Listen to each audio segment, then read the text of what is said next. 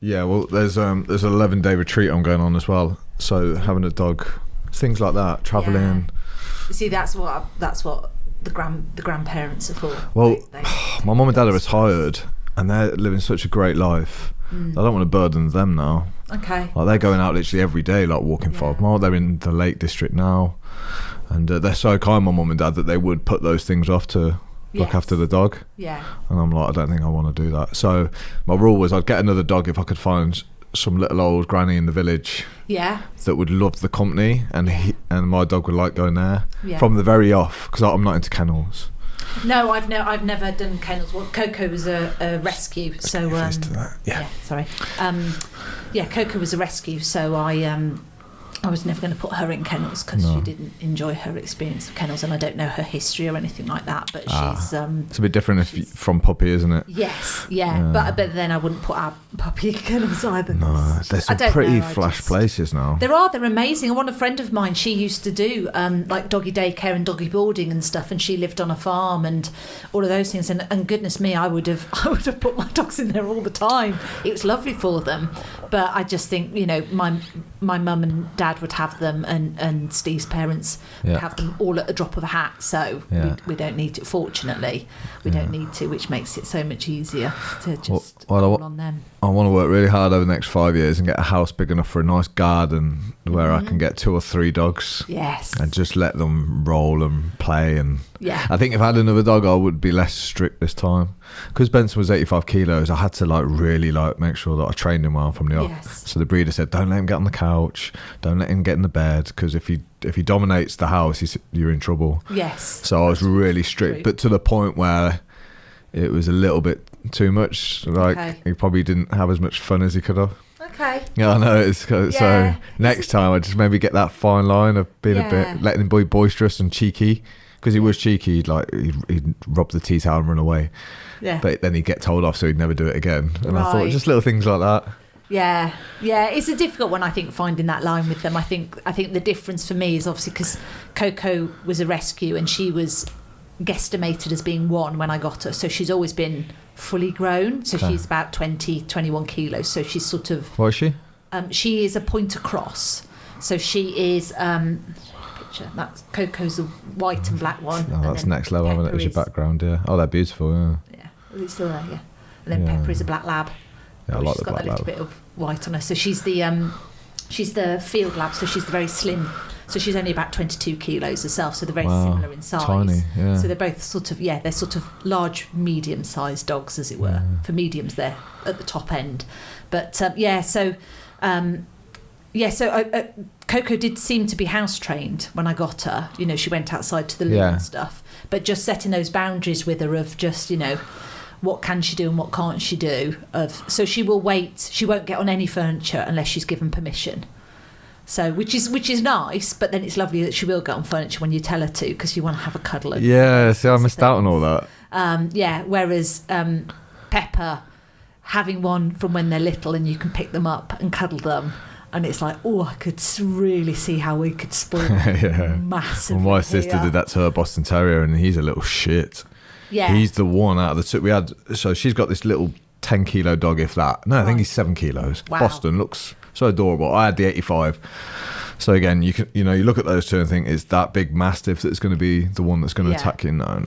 It was the little one. Yeah. He is a savage. But I thought if Benson ever bet anyone at 85 kilos, it would be game over for him. You can get away as a little dog being a bit snappy. Yes. But a big dog, it makes noise. You bring it in a place like this and it snaps or barks, and it's quite intimidating. Yes. Yeah, Pepper's got a really big woof on her, and she's both of our dogs are really, really gentle, loving dogs. But Pepsi's, for some reason, she's just quite nervous around people she doesn't know, and so she's got quite a big woof on her, which makes her brilliant. If anybody broke into the house, we would totally know about it, because Peps would just woof the house down, whereas Coco would get out of bed and be like, "Oh, hello, who are you? Have you come to give me some loves? Thanks for it." You know, it's like Coco wouldn't protect you ever. She comes back, she hides behind me for protection, whereas Peps is just that. I think it's the lab in her. Yeah, she's just that little bit more protective and territorial and just kind of like, I've just got to keep an eye on you. You know, if another dog comes up to me, Peps will often come over and like give them a woof and stuff. And she's like, you just get away from my mum. Yeah, it's kind of good though. That was the problem with having a Mastiff. Like they're generally they're good guard dogs, so they look after you, and you kind of love and respect that about them. They wouldn't see any harm come to you, but that can prove a bit of a problem if someone just comes and shakes your hand or something, and they don't know who they are. Yes. And like, why are you touching my dad? And that kind of thing, and it's makes me a bit uncomfortable. Do you know who the dog father is? Yes, I do. Yes. Graham Hall. Yes. Do you actually know Graham, him? Yeah, I do. Yeah, because Graham did his TEDx talk the same time. Of course as he me. did. Yeah. Of course he did. So I know Graham. I used to come to the gym that I own. So he did a little bit of work with Benson, but Benson wasn't having none of it. Oh really? No, not really. No. He didn't give a fuck. I was like, Benson, the dog father's coming around today, so be on best behaviour. And he's just like, I don't give a fuck who the dog father is. I'm just going to do what I normally do. He just stood at the thing with his chest out, barking at him. He wouldn't even let him in the house, so we had to go out. Yeah. Wow. I know. But it's good. It's this big guy. Graham's like 6'3", I think, or something. Yeah. I think he is, if I remember. He's a big guy anyway. Yeah. Just wouldn't let him in the house. Yeah. Wow. Makes sense. Yeah, absolutely. Kind of. I know. But I don't know. I just love dogs. Yeah. I just really do. I know. I just think they're amazing. And they're so good at helping us regulate and all of those other things as well. I nearly went to the dog's home last week. Really? Yeah, there's one in Evesham. Yep. But I thought, just don't, because I want to take them all home. Yeah. And that's how I got Coco. I mean, I had been looking, and there had been a beagle that I was really interested in. In fact, beagles. Actually, that was at Evesham. But I rang up, and I can't remember what it was, but there was a reason why that dog wasn't going to be right. And I just thought, right, as a consolation prize, I'm just going to go to the Dogs Trust in Honley. Yeah. On the Saturday morning, I was just like in my gym gear and stuff. I was just like mooched along there, and there was all these, and I walked down all the things, and you got the little clipboard and all of that, and you're looking at all the different dogs and stuff. And there was just this one dog, and she was medium sized. She was black and white, and don't ask me why, but I just really wanted a black and white dog. And she was the only dog that was curled up in her bed, and all the others were woofing and this and that, and she was just curled up in her bed looking at people go past, and I was like, It's wicked how some dogs stick out like that, yeah. So when I went to view the litter, there was 12, and one of the dogs sat at the back and didn't make it. All 11 pounded up to me, and this one sat at the back and just didn't give a shit. I was like, I want that one. Yeah. And that was him. And he was like that, he just didn't give a shit. Yeah. The thing about beagles is, my friend's got loads, they're hunters. Yes. And they love food so much that they would probably abandon you for a sausage roll. That's the problem. And to be honest, Coco was like that, because she's well, I mean, both of us are gun dogs, obviously a field lab and a pointer. Although Coco's crossed with something, although we're beginning to wonder whether actually it's field lab, because their faces, Coco and Pepper, are exactly the same. Right. But anyway, she Coco was saying for probably about the first 2 years I had her. And, I'd let her off the lead and that, but I did think, you will go off with anyone for a biscuit. Yeah. You are, but she's a proper hunter dog. She's always been like, I'm gonna catch a squirrel, and she has caught a couple, and it's not ended well for the squirrel, I've got to admit. The squirrel. Well, that's what they do, right? Yeah. But she is an absolute proper hunter dog. She's got all the pointer instincts, all the pointer pose, all of that stuff is really innate in her. Yeah. It's really interesting, whereas Pepper is learning to hunt, and that instinct's kicking in. She's just over 12 now. 12 months, sorry, not over 12. Over 12 months old now, and all of that stuff is starting to kick in, but she's just a little bit clueless, bless her. She just tends to follow Coco and just be like, what are you doing? Are you running over there? I'll run over there. And it's like, she's trying to chase something, you're trying to chase her. This is not how it works. I know. Some dogs just have it in them, don't they? But it's I mean, obviously I've got some questions from the guys about relationships and stuff, but all these things that we're talking about even now, about setting the boundaries from the off, and that unconditional love, it's so much easier to love a dog than it is a human, because the dog doesn't, the dog's got no other intentions than it wants to be loved, fed, and it loves you unconditionally. Human love is slightly different, right? Way more complex. It's way more. Dogs, the dog love is just so simple, and I think that's where they have so much to teach us as well, actually, and that's why I think they're really good therapeutic companion. I know Coco made a massive difference in my life, you know. Yeah, I remember you said on the last podcast that it was quite a difficult time for you, wasn't it, at that point, if I remember correctly? Yeah. And you said getting the dog was a bit of a turnaround. Yeah, definitely. To be responsible for something else, for another heartbeat. Is that what it was, really, the responsibility aspect? I think it was a responsibility. I think it comes back to that, you know, we mentioned last time that Jordan Peterson was saying, you know, that people only really grow through responsibility. You know, that's where the most self-development comes from, which is you either rise to the challenge or you kind of sink under it. And yeah, I think the responsibility of having to keep something else alive and think of its needs and all of those sorts of things, like we said, you know, how long am I going out for? Because I need to come back now. I can't just go off and be out for hours and hours and that, because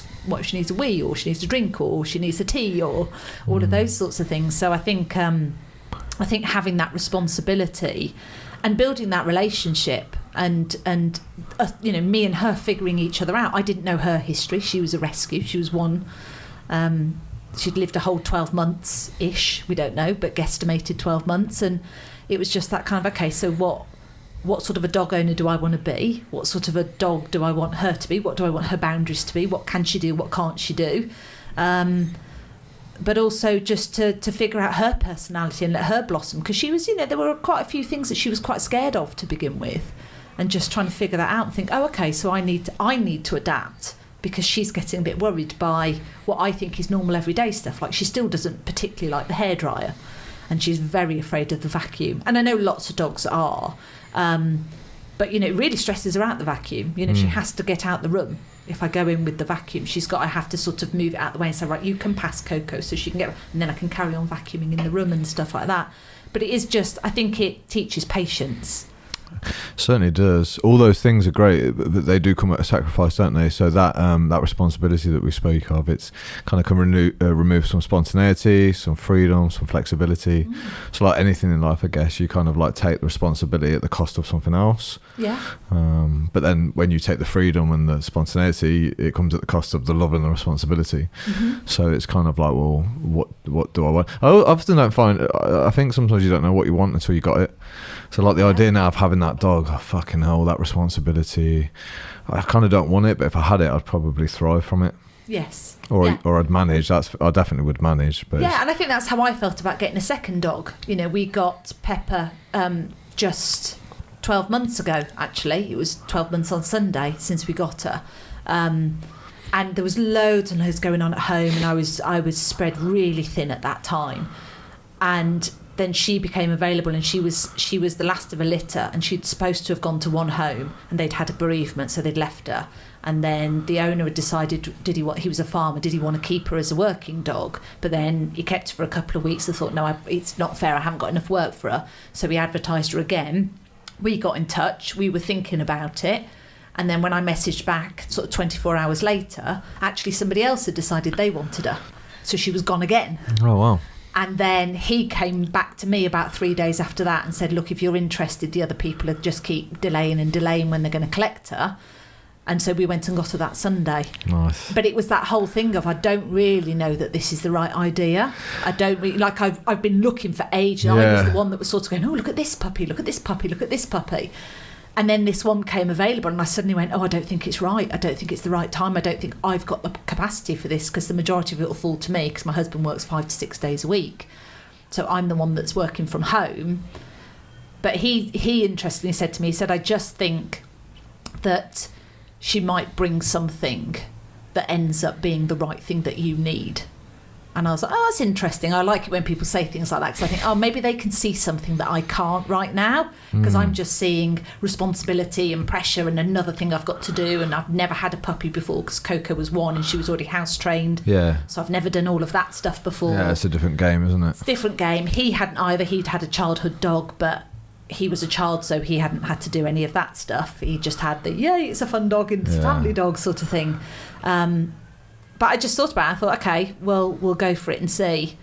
Because I've been looking for long enough, so there was clearly an itch there. Sure, yeah. And we got her, and it was great. I mean, it was as it is with puppies, you know, standing out in the garden with your dressing gown and flip-flops on at 10:30 at night saying, come on, it's time to go for a wee now. I forget how hard it was. Now you're saying all this, like pissing on the carpets and trying to eat the radiators in my house and all this kind of stuff. I forget how hard it was. And the crying, the first few nights of the crying was the worst. Yeah. Oh, man. I think getting the second dog is easier because if you've got an old dog who already understands all the rules. Of course, it follows, like you say. It follows, and Pepper did. She learnt a lot from Coco, so we have a lot to thank Coco for. And it meant she always had a playmate. Yeah. So Coco would always have a fight, like a play fight with her and all of that. It's actually good for them, isn't it? So it just meant that she wasn't always bringing us toys and wanting us to fight and play with her and that. So it's definitely not as disruptive getting a second dog as it is your first on your life, that's for sure. But it is that thing of, I don't know if this is the right thing to do. We've got one dog and actually she's really easy, like insanely easy. Like Coco is the best dog ever. She just does what she's told and she very rarely steps out of line.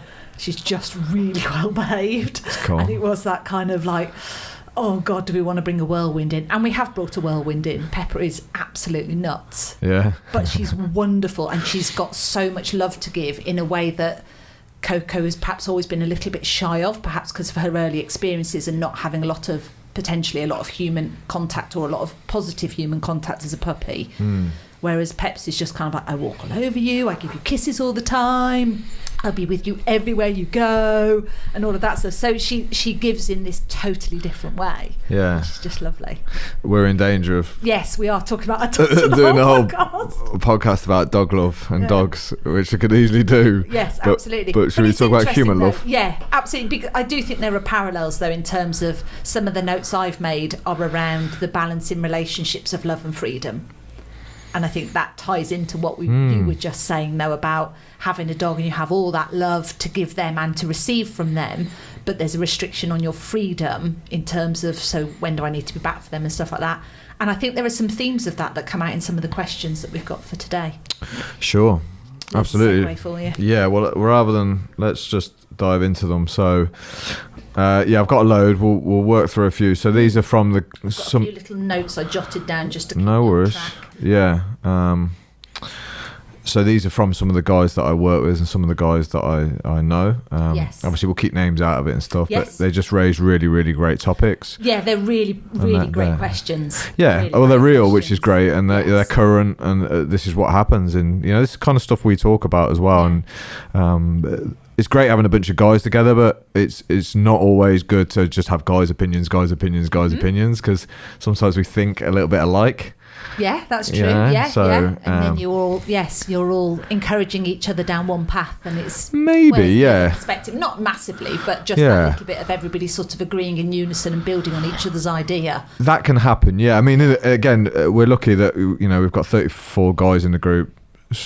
And everyone's got different opinions. We've got some guys that are a bit softer, a bit more what you could call with the feminine traits, just more loving, and then we've got some top end, more aggressive guys. So we do get a real mix, but it's always good to discuss these. We what we do is we learn from throwing the question out in front of us and looking at it. Okay. And that's what I love about the guys. They're not stuck in their ways. They kind of are open to, maybe it can be done a different way. Yeah, awesome. I think you have to be if you're going to be involved in a group in the way that you guys are and what it's structured. It is about learning, isn't it? It is. You can't kind of go in with this fixed idea, otherwise it's like no, this isn't, or a relationship, right? Yeah, you can't go into a relationship with a fixed idea, which is one of the.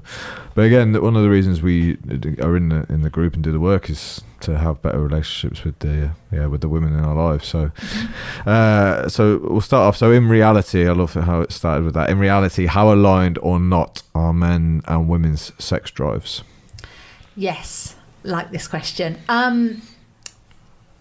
So the simple answer to this is they are aligned. There isn't a huge amount of truth in, I guess this is perhaps being drawn slightly from the myth that is that men have got a higher sex drive than women. I think where things differ is, well, for starters, it's a spectrum. So you've got some men who don't have a particularly high sex drive, and you've got some women who don't have a particularly high sex drive, and you've got the opposite is true as well. The difference we tend to find in terms of sex drive is what turns people on, what people find attractive? So how do you engage the other person's sex drive? I think that's a really important question. So what we tend to find, and again, what I'm talking about at the moment is probably in a more predominantly heterosexual perspective. But what we tend to find is that for guys, it is turn-ons are much more visual, and they are much more, so therefore they are about what they can see of the other person. So what does a man see that he finds desirable? That can be one of the primitive parts of what drives a man's sex drive. It isn't the same for women. Not saying that women don't find men attractive and those sorts of things, but for a woman, and I'm not sure how many women actually realise this, but for women, it is about being made to feel desirable. That is a massive turn on for women, which is, so it's kind of, I think what people don't always realise, and again, as I said, I'm not sure how many women realise this, is being made to feel desirable, being made to feel that you are attractive. It's quite a selfish thing for women, and I think that's probably why most people don't realise that that's part of their female sex drive, is I want it all to be about me. I want to know that you find me irresistible, that you find me desirable. That is most likely going to turn me on. For guys, it is, I find you desirable. So there's a real synergy, but I think what gets lost in translation in relationships is the small things matter in terms of a woman being made to feel desirable, because it doesn't just start with every time I walk past you, I, smack your bum or give you a little kiss or something like that. For women, the foreplay starts in the everydayness, which is, do I feel seen by my partner? Does he step in and do things so that by the time he's thinking about sex or I'm thinking about sex, it isn't a matter of I'm so thoroughly exhausted from the mental load of my day of having to think about everybody else in this household that I now don't want to think about, and now do I feel desirable or not? So an example of that would be you tend to get a much healthier, more balanced sex life in couples, and I'm talking, I guess, a little bit more in the longer term here, where the daily tasks are slightly more equally divided. They don't have to be 50-50. It doesn't even have to be 60-40. It can be 70-30 or 80-20, as long as that has been communicated and agreed by both parties, which is, right, these are the things that I will do. I will provide all of these things for our family unit, and that doesn't matter whether there are kids involved or not, although kids exacerbate it, but it could be pets.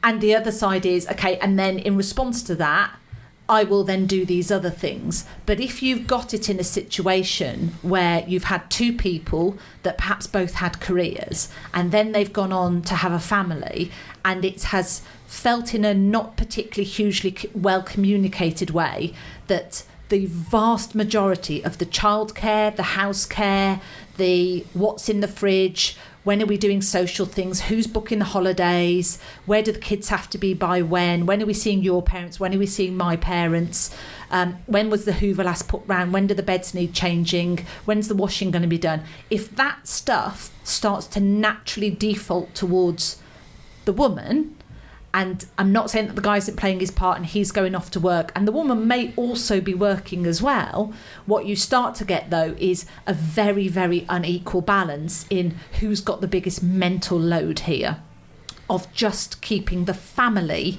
going. That's not to say that he isn't really busy at work, but when he walks through that door, he does get to switch off. The woman in this example, I'm not saying it always works this way, but the woman in this example, she doesn't get to switch off because all of that stuff's still got to happen. And then the guy turns around and is like, right, so how about tonight? And she's like, I don't feel like I've got the bandwidth for that as well, because I don't really feel like I've been seen very well. And everything that I'm doing, everyone's just expecting it to be done. So that, I think, is where sex drives can start to feel as though they're very, very different, in whether that's marriages, relationships, longer term, all of those sorts of things. Whereas if all of that stuff can get talked about, and it's like, actually, you in the home, in the family, you need to be, person one needs to be responsible for all of these things, and I, person two, will be responsible for all of these things. There's much more of a right now we can meet in the middle, which is I see what you do and go, oh, thanks, I love that you do that stuff and I don't have to think about it. And for the other person to say, yeah, and I love that you do that stuff and I don't have to think about it. Suddenly there's a little bit more respect and bandwidth, and everybody's feeling seen and appreciated. That means there's a much more room then for, by the way, you look lovely, thank you, I can really receive that and I can feel lovely. And now we're moving on to, okay, the foreplay already started because I see you unloading that dishwasher every day, thinking that's one less thing that, because we've talked about it, it's not even on my radar to have to do anymore. It's not that you're doing it for me, it's that you're doing it for us. I find that really, really attractive. But I see you stepping in to do all of these bits and pieces, and I know that you see me stepping in to do all these bits and pieces. I can see us right now, and I can see us doing this thing together. That's really attractive. I know that you fancy me. That allows me to feel desirable to you. Now we're on. Yeah. That makes sense. I mean, it's totally crazy that men, myself included, would assume women think the same as men. So that, what you've just said makes total sense. And there's a breeding ground for resentment there if some of those little things don't happen too. Yes. Because then as well, if let's say the woman is turning around and saying, I'm just not in the mood tonight, it can feel like a rejection as well sometimes, and there can be resentment there. And you can see how it can spiral, right? But it's interesting what you say about like the visual versus the feeling. Like the guys might see something, and maybe this is why more guys watch pornography than women do, and get so addicted and turned onto it because it's there, right? Yeah. Whereas women, not so much, and they're about the feelings. Yeah, it used to be the same. You could see it much more on magazine covers. Sort of, if I go back, probably about 20 years ago, when all of your FHMs and all of those magazines were at the height of it. Yeah. And it was always pictures of semi-naked women on the front covers, like really big pictures. And that was because that's what men will see, is they will be drawn into. There is an image there, there are shapes there, there's something I need to... The front of women's magazines were always very colourful and lots of little bits here and there because that would draw women in. Oh, something colourful over there, what's that? Guys needed the larger image, women needed colour just because that's the way that we process things. But surely there's like examples of like women's mags where like, a dude with the sharp suit, the jawline there, and again that's quite striking, right, visually. Yeah. And it would grab attention. Yeah, absolutely. That's what I mean is, it's not that women can't be visually, physically attracted to somebody. They absolutely can be, but if you're just grabbing someone's attention, a woman will notice colourful things quicker. Yeah. A man will notice a person or a larger shape quicker. Makes sense. That's just, to grab people's attention in that quick way. So, yeah, definitely, though, it's always worth sort of getting dressed and looking nice. I was going to say, it comes back to something, for your partner and looking after yourself, because I think self-care is very attractive. Isn't that another thing to do though? Like, you've mentioned some of all those things that, like, you have your daily tasks. Can it feel like just, I've got to do this and this as well? Like, is there any tips around how to get out of that mindset of like it just being another task? So I've got to look good. I've got to train. I've got to eat well. I've got to not only get the house in order and get the kids sorted. Now I've got to fucking look good all the time too. I think it's a difficult one because I think so much of that is being, I guess, an agenda that's being pushed certainly within the media as well. Like, I think there's a lot more pressure on guys now to look a certain way. In a bad way or a good way? I think, well, from a health perspective, like a physiological perspective, it's going to be better because there's going to be less obesity and things like that. But I think, having as a woman, having grown up with all the pressure to, you must have your makeup on and your hair must be done and you must be wearing nice clothes and your underwear must match and it must look like this sort of thing, and that is the visual that I grew up on, is that women have to look a very certain way to be desirable. So I think it is swinging round a little bit more now, and actually there is a little bit more pressure coming on guys to say, actually, you need to think about how you look as well. There is undoubtedly a physical attractiveness between people. What we find is that as much as you can dress it up in any particular way, people are most likely attracted to somebody who looks similar to them. Yeah. So 2 people that work out and are in decent shape and care about their health. Yeah, but actually facially. Oh, okay. That's the number one thing is. So if there's I don't know whether they still do, but when I was an A-level student, way back when, they did it. And it was a throwback to another study where back in the day you used to get local newspapers and it would have like a black and white picture of a bride and groom who'd just got married in the local area. Right. You'd cut all of them out and then you'd separate all the bride and grooms. Yeah. And you'd have a row of grooms and a row of brides and you'd ask people, right, which ones do you think went with who? And what you would find is that people would match them based on how similar their faces looked towards each other. You sure that's just not a level of attractiveness though? Like a 7 ends up with a 7 usually. Yeah. Usually. Yeah. A 10 ends up with a 10. Like it's very rare you see like a stunning woman with like a sub-average guy or vice versa, isn't it? You usually get really attractive woman, really attractive guy. Yeah. Absolutely, and that is a level of attractiveness there. But I guess what I'm saying is coming back to the how much do you look after yourself and those sorts of things. If you meet somebody and their body is a certain way and yours is a certain way, over time one has to expect that there should be some shift in that. There might not be. They might both be really, really bothered about that sort of stuff. But if you get one person who really stops caring about themselves and the other person still cares about themselves, that can be a really difficult thing to go through, and that can affect sex drives because it can affect men just as much as women, which is actually, I don't feel very attractive, I don't really want you to see me naked, or I don't really want to be doing anything sexual with you because I just feel really self-conscious of how my body looks right now. And that therefore then alludes to the fact that that individual needs to do some work on their self-love and their self-care, which is, okay, if you didn't always look like this, if you weren't always a little bit overweight, why has that happened, and is that something you want to do something about? If you've always been, I don't know, a very thin person, or you've been a little bit of a bigger person, there comes a point in time of, okay, but that is who you are, that is your packaging, so when are you going to get comfortable with the fact that that's your packaging, rather than punishing your partner, saying, oh no, don't come near me, I'm not feeling great, and those sorts of things. Well, I think there's a physiological aspect to that too, of hormones and testosterone. So it's proven in men, I think they start dropping down at mid-30s, like back in the late 30s. But one way of accommodating for that, or kind of preventing that, is to work out, lift weights, stay lean, eat good foods. So there's things that you can do there, right? Because I'm sure that has an impact on sex drive, testosterone. If that's low, and it's linked to depression as well, from what I've read. From men with low testosterone levels seem women depressed as well, actually, because in menopause, what we're learning more and more about, and I'm sure people that are very well versed on this would say actually it's been around for quite a bit longer. It isn't just about estrogen and progesterone for women when they go through HRT. It's about looking at, do they need some testosterone as well? Right. And that's not just from a sex drive point of view. That's just, women do need testosterone. Yeah, of course. And it does drop for women as well through the menopause. Yeah. And actually that's something that needs to be counted as well, because that is one of the things that can lead to women feeling quite depressed as they go into that. Absolutely.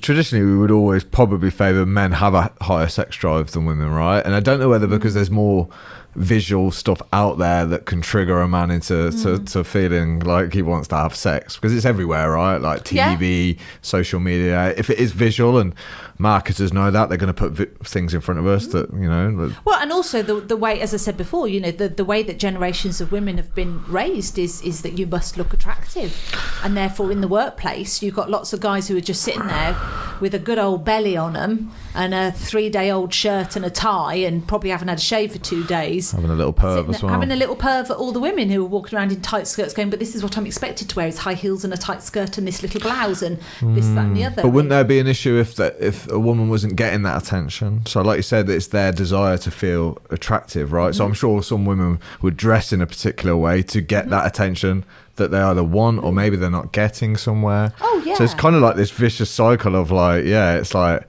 well, I do want to be desired. The best way to be desired probably at work is I'll wear a shorter skirt today because I'm going to get eyes on me. I think there's a difference, not for all women, but but again, you know, it's that bell curve. But for the majority of women, the ultimate to feel desired is by the person that you fancy. So that bit in the relationship is a really important part to keep working on throughout the relationship. Is actually how do I make you feel seen? How do I make you feel appreciated? How do I make you feel desirable? Both ways round. You know, how does the woman do that to the man? How does the man do that to the woman? And I would assume that it would be the same, you know, in a same gendered or same sex relationship as well, is that, you know, people want to feel desirable and desired, but they also want to feel respected and seen and appreciated. And that's the balance. And I think sometimes people feel that sex drive should be this separate thing to all the other stuff that goes on in our relationship, and it's and definitely for the way that women are wired, it is not a separate thing at all. Okay. It is, you know, what happens, the small stuff that happens, that is ultimately the foreplay. Yeah. And I think it's okay to understand that in a relationship, one of you will probably have a higher sex drive than the other. It's going to be very, very rare, right, that it would be 50-50 bang on. I think that's okay to understand too. Yeah, and to understand that actually, you know, relationships go through phases. Yeah, you know, absolutely. and so there's going to be times when one person's more into it, and the other, and there's going to be times when it's the other person, and that's okay too. Here's why I think going to the gym is good for every guy. Yeah.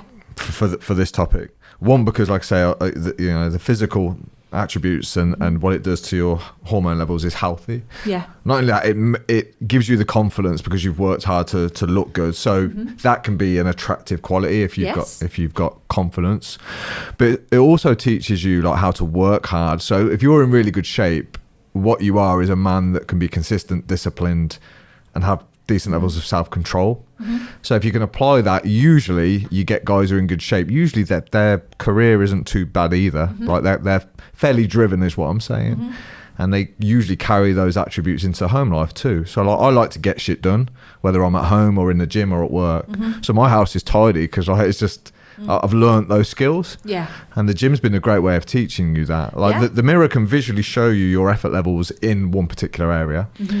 But if you learn how to apply effort levels and get yourself into shape, like you've learned the magic pill. Like that's, you know how to be disciplined. Brilliant. To understand that that's a transferable skill that you've developed in the gym. Yeah, for sure. Definitely. And I think some people don't always realise that's a transferable skill. No, they need to, for sure. And I think it happens as well in the workplace. I think you get some guys who go to work and they're like, they have responsibility, they take stuff on, and they're like, I've got to figure this out, and that's important, and that needs to get done today. And then they walk through the door and they switch that part of their brain off. Yeah. And it's like, no, mate, that's a transferable skill. Absolutely. Get that working in the household as well, please. Yeah, absolutely. I think that's so key to know and understand. There's so many guys lately who keep saying to me, Alex, like, I don't feel like getting up and I don't feel like going to the gym. I'm like, you never will. No. Like, no one really says I don't feel like going to work today, so I'm not going to. You just go to work, right? And you get paid and you get shit done. And that's, when you look back through your career, that's how you've climbed the ladder. Like, you go on the days where you feel like it, you go on the days where you don't. And the gym has to be exactly the same. Otherwise, you'll never get in good shape. That's the thing I'm teaching guys at the front end now. I'm like, this can't be about feelings. But that's a weird thing because we're telling guys at the same time to be more in tune with their feelings. And I'm like, no, not when it comes to this anyway. And I had Mark Septon in last week and we had a great talk about this because I don't feel that's the way to go. Same as emotions in relationships. Oh, you want me to be more emotional? Okay, well, when I'm angry, you're going to know it. So it's kind of like, well, do I relate back to emotion and feelings or do I go logical? Do I go that way? Because logic's better for me than emotion and feeling. Okay. Sometimes. Okay. However, my best work comes out of passion and emotion. So it's like, fuck. It's like I've got to be really in tune with when, how, where, boom. Because emotion can ruin a relationship in 2 minutes. Oh, it can do, but I think it's how you communicate the emotion that matters, though. That's the really important part, which is, right, you need a more vulnerable, you need more emotional access to me. That's fine. And as you said, okay, so when I'm angry, you're going to know about it. But how do I communicate that with you? Do I then start to say, do you know what, I'm finding this is really starting to aggravate me. I'm going to have to step away for a minute. That's me giving you more access to my emotional side as opposed to me getting emotional at you. Absolutely, yeah. Getting angry at you. But in the same way, I can say, do you know what, I'm finding this really difficult and it's making me feel a bit sad at the moment. But that's logical. but I also need to walk away. Well, is it? What you're saying is there's this emotion, and my logic is going to tell me to communicate it well, to step away so that the emotion might pass.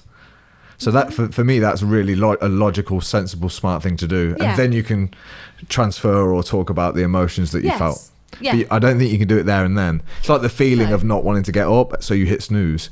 Like you can't go in there. It's not an option. No, I do agree with that. It can't be. Yeah, I mean, I was gutted this morning. We got up to go to the gym. The alarm went off at 6:00. Third morning running, and that's every week. So it's not. But when it's the third morning, it's always I could really just do with another 40 minutes now. Because 3 mornings of getting up at 6 a.m. is just a little bit. It's just too early for my brain. But we got up and we got to the gym. You have to. They were locked out. Oh. I was like, oh my God. I used to hate all that shit. I don't miss any of that. No, absolutely. Well, there's a 24 gym now that I can visit, so it's pin code. I don't have any of that shit of instructors not showing up or gym opens not open. Yeah, it's the first time it's ever happened to me because I've obviously on running before. But but it's interesting, isn't it? It's like a complete and utter paradox of what we're trying to teach men. And I personally believe the more reading and studying I do, that you can't go based on feelings and emotions for too long. It will get you into trouble. And it's not a representation of who you truly are. I think and I think you also have to always question feelings and say, is this feeling either reflective of what I'm going through, or is the magnitude of this feeling genuinely reflective of what's happening right now? Because those are really important questions, because sometimes we have feelings and it's like, and it might be where I just feel rubbish and this, that and the other. Why are you feeling rubbish? Well, there isn't anything going on in my life. Okay, so that's a really old thought process that's going on for you. Sure. That's just trying to get you out of something. So ignore that, crack on and do it. That's how we rewire. That's an important thing. But if it is, I'm feeling rubbish, and you're like, well, actually, there is a lot of stuff going on for me at the moment. Okay, so it's understandable, therefore it's related to what's in my current life that I'm feeling rubbish, but actually I'm feeling overwhelmingly rubbish. Is that relevant? Or again, is this a load of other stuff from something else that I've not processed that's coming out over this, in which case I need to deal with them things separately, rather than just allowing it to be this one big overwhelm of I just can't do anything right now. Yeah, but you're speaking right there as a self-aware person. Yes. I think feelings and emotions take you away from being self-aware in the moment. Definitely. Yeah. So I know this in my own life. Like, if I just waited 5 minutes before I fucking lost the plot and went from 0 to 60, my life would be 20 times better. Yeah. And we talk about it like it's a small deal. It's not. No. It's the difference between learning to respond rather than react. Yeah. That's how mindfulness talks about it. That skill is the difference between a healthy relationship, a good life, a good family, and not having those things, because you just can't hold it together. Yes. It's huge. Do you know what I mean? And I think back in the school days, I would have loved to have been taught a little bit about emotions, what they were, emotional intelligence, how to control them. That shit would have really helped me out. And like I say, now I'm having to retrain myself at fucking 38 years of age, grown man, trying to work out. Because sometimes you ask a guy how he feels, we don't even know. No. Don't even know what that emotion is or what that feeling is. A lot of violence stems from that place of just not being able to deal with anger. Yeah. So what do? It's like a kid, they just hit out. It's okay when you're 2, but when you're 35, it's not okay. No. So you've got to learn at some point. So should we crack on with the next one? Yes, absolutely. I'm having fun. I like that phone clip thing, by the way, that props your phone up. Yes. Yeah. It's a handy one, actually. Yeah. Sorry, I don't know if you've got these in the order. I think I sent you the latest ones. That's cool. Fine. What steps? I like this question. What steps should a couple who are living apart take that are considering working towards getting back together in the future? There are kids involved, but who don't want to rush back to make the same mistakes. I think this is a great question, because you see this all the time where couples will fight. They'll go, we're done. Boom, they move apart and they come back together, and you see the same things happening over and over. Again. Yeah, definitely. Yeah. So let's. Yeah, I think this is a really powerful question, and I think it's made even more powerful because there are children involved in it. So I really respect people that have had children together, and they're aware that their relationship isn't working, and that both people. I guess what I'm hearing is both people want, or at least what I would say is I hope that both people want to take responsibility for their part in why the relationship is at this point. Because I think what tends to happen and why the cycle can repeat itself is that we get focused on how the other person has hurt us, how the other person has let us down. And so what I see when working with couples is there's sort of a two-phase approach. One is you both need to have the time and the space, and whether that's just the two of you or whether that's with a therapist or an independent person, but they do need to be an independent person to facilitate the conversation. You need to have the space to be able to say, these are the things that I found difficult in our relationship. And the other person needs to be in a space to be able to take that on the chin and go, I hear that you didn't like that I did this and I did that. I get how that made you feel, to really hear what the other person has to say. So that's the one thing that would need to happen. The second phase after that, and that can be really painful to go through, to have somebody sat in front of you saying, I don't like that you do this, and I don't like that you did this, and you've got to sit there and say, I hear you, like I really hear you. Not just, yep, you've told me that 1,000 times, and it's not, you can't defend yourself. You've got to take it on the chin and take responsibility of the fact of, I hear that me doing those things hurt you. It doesn't matter whether I meant it to or not. It matters that it hurt you, and I hear that. The second phase is then taking responsibility for what you brought into that relationship, which is not just what the other person has said, well, you do this and you do that and I don't like the other. It's you sitting down and going, I think sometimes I am too needy or I am too distant. And that might be because of these reasons, or it might be because of things I'm not sure of. But what I am aware of from where my reflections on our relationship, but also from the things that you have fed back to me in that last meeting that we had, is I'm beginning to see that perhaps I tend to have a pattern of behaving in these certain ways sometimes, and either I know where that comes from or I don't.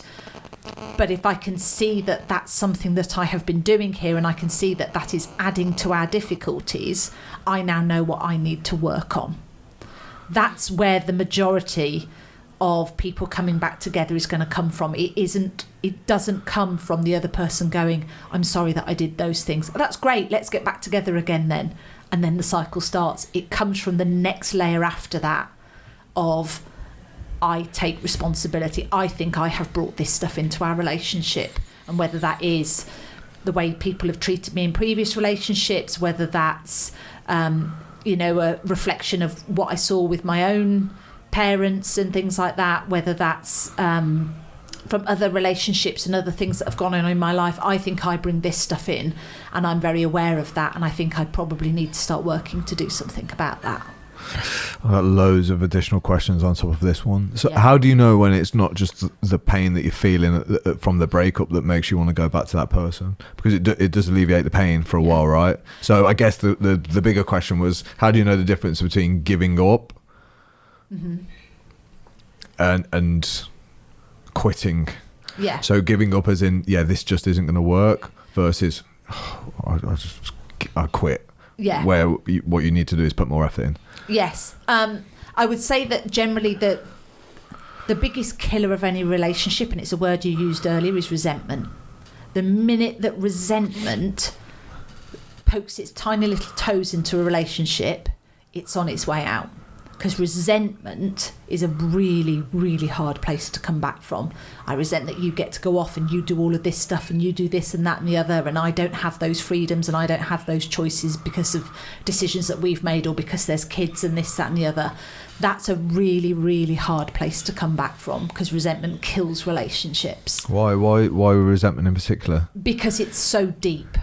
It's such a deep feeling of, ultimately, I don't like you as a person. Yeah. We talked about this as well, about can you love someone and not like them? And I'm like, I think you can. You should never be in a relationship that you don't like. I'm not saying that, yes, for sure. Like, could you be with someone for 15 years, you've had kids together, you've been through a lot, you have love for that person, if anything happened to them, you'd be devastated. But if you met them now, no fucking chance. You look at them and everything they do pisses you off, and you don't even like who they are now, because people change over 15 years, right? Yeah. I get that. I'm fully on board with that theory of, like, I can love but not like someone. Yeah, I think at that point the love is more about caring. Sure. I think it's like care for that person as opposed to I love that, or certainly I'm not in love with that person anymore. It's a bit like family, right?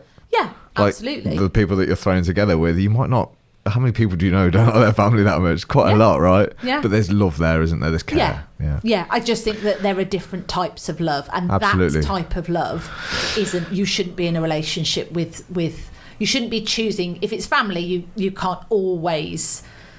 I mean, you can choose whether you still have a relationship with them or not, but they're still ultimately going to be your family. But I think in terms of a romantic relationship, if you're at the point of, I love for this person in a caring way, but I don't like them, you need to move away. Because that will ultimately start to draw your soul away.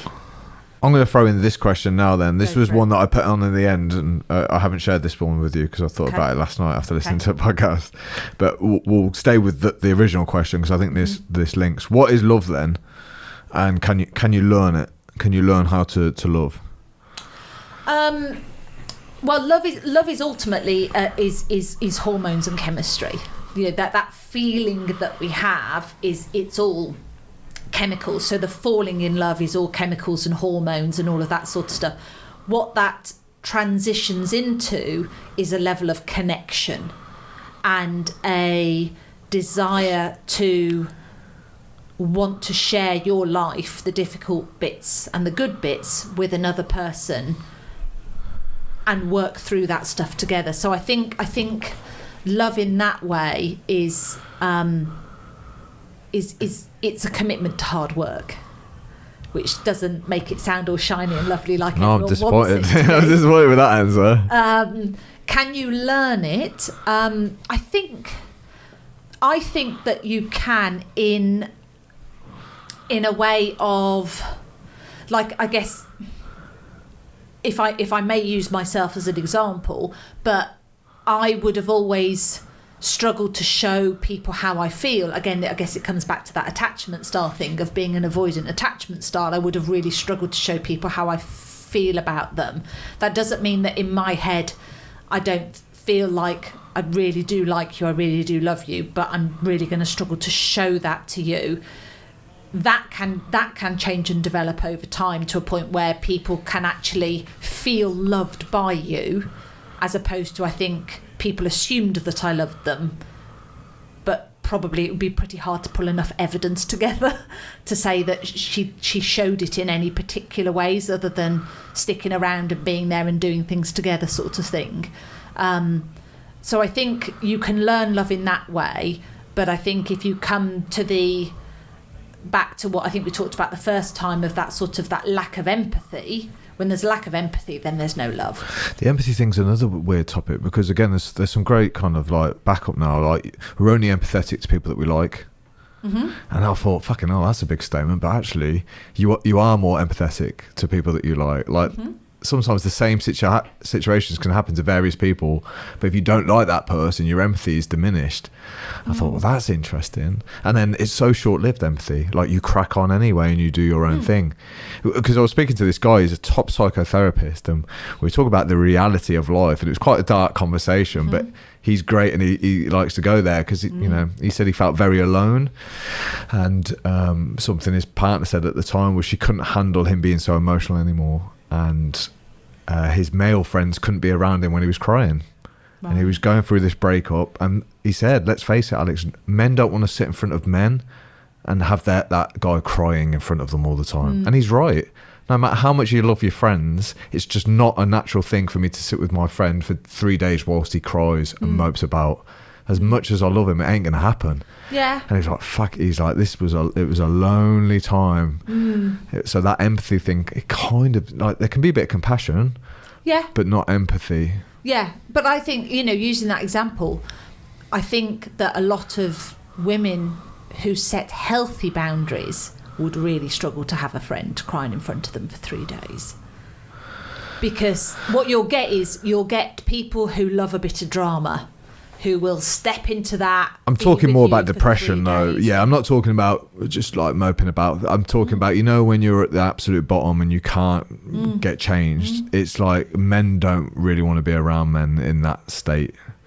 Yeah. They just... But I'm not sure that women really why do. would they? No. That's what I mean. It's such an unattractive quality, let's face it. So for a man, like, I know that, like, it sounds really harsh, but I know that no woman's going to find that attractive. You know, and for me, it's disgusting for me to show that side as well, that vulnerability that we talk about, that men need to show so much. I'm like, again, feelings, emotions, vulnerability, how much? Because I'll show you too much vulnerability and you'll be like, this man is no longer attractive to me. Yeah, but I think it works the other way. I think women can be overly emotional as well, and everything's a drama, and oh my God. Oh, for sure, but that's more accepted. It's more accepted, but I don't think it's any more attractive. Some men like that, you know, when their woman's like they just accept that. I think that's the difference, you know. I think men can accept that more because it's just women are more emotional, and you kind of like it's part of the deal. Men are less emotional than women, right? And I guess culturally to show it. But I think there's a huge cultural element to that, though. I don't know that there's necessarily. I'm not super duper like, oh my God, and everything. Like, I will just, all right, I'll take my shit off and I'll go and sort that out. And I'll let you know that there's stuff going on. And I might be a little bit below par, but I don't change enormously in terms of, oh my God, all this is going on and I'm not coping and I can't do anything or anything like that at all. But then my mum's not like that. So I didn't grow up with that model of a woman being, oh, drama, oh my God, what are we going to do? Get everyone round, let's all do, you know, that just isn't my parents at all. They're just very private people. So I guess that's my learned experiences, and I therefore probably wouldn't, you know, get drawn into that with another person, male or female either, who's just like, oh my God, and this is going on. I'm like, God, wow, that's a lot for you, isn't it? Yeah. But I don't need to solve it for you. I don't need to step into that world for you, because that's where I'd set my boundary, which is, yeah, you are going through a tough time at the moment. That's difficult for you. I might then decide after that coffee, I'm probably going to leave it a little while before I see them again. Of course, yeah, of course. I'll check in with them, but it would just be a little message. Yeah, I get you. You wouldn't want to be around that too much. My only conclusion was that, again, it kind of like, it's down to the individual to get as strong as they can. Yes. Yeah. Oh, because really ultimately you are on your own. I know it's really cynical and depressing. No, you are. But you come into the world on your own and you're leaving on your own. Absolutely. There's nobody else in your body. No. It's just you. This is your go at it. Have you read do you know who Rollo May is? No. He's an old school philosopher, but he talks a lot about life, as in, to answer these kind of questions, a lot of it is, have you got the courage to really look at these kind of situations? So the fact that you are on your own, and therefore self-awareness, self-consciousness is the only thing that you should be working on, because that's the only thing that can change the way that you act, behave, show up in the world. And I agree with that, but behind some of these questions are some dark realities of life. And some people just, for whatever, well, it's obvious why you can't look at them, it's quite terrifying, but to know that you're on your own and all these things, it's all on you then, and it's lonely. But his argument is that will, knowing these things makes you a better person, because you know what your job and your role is, and you can forget relying on people. Doesn't mean you can't love, of course, like you love people, but the ultimate comeback is work on your self-awareness and self-consciousness. Know yourself better than fucking anybody else. And that's all you got to do. And take responsibility for you. Take responsibility. Absolutely. That's what you can do. Totally agree with that. And that is where you get the healthiest relationships. It's where you get the most boundaries put in.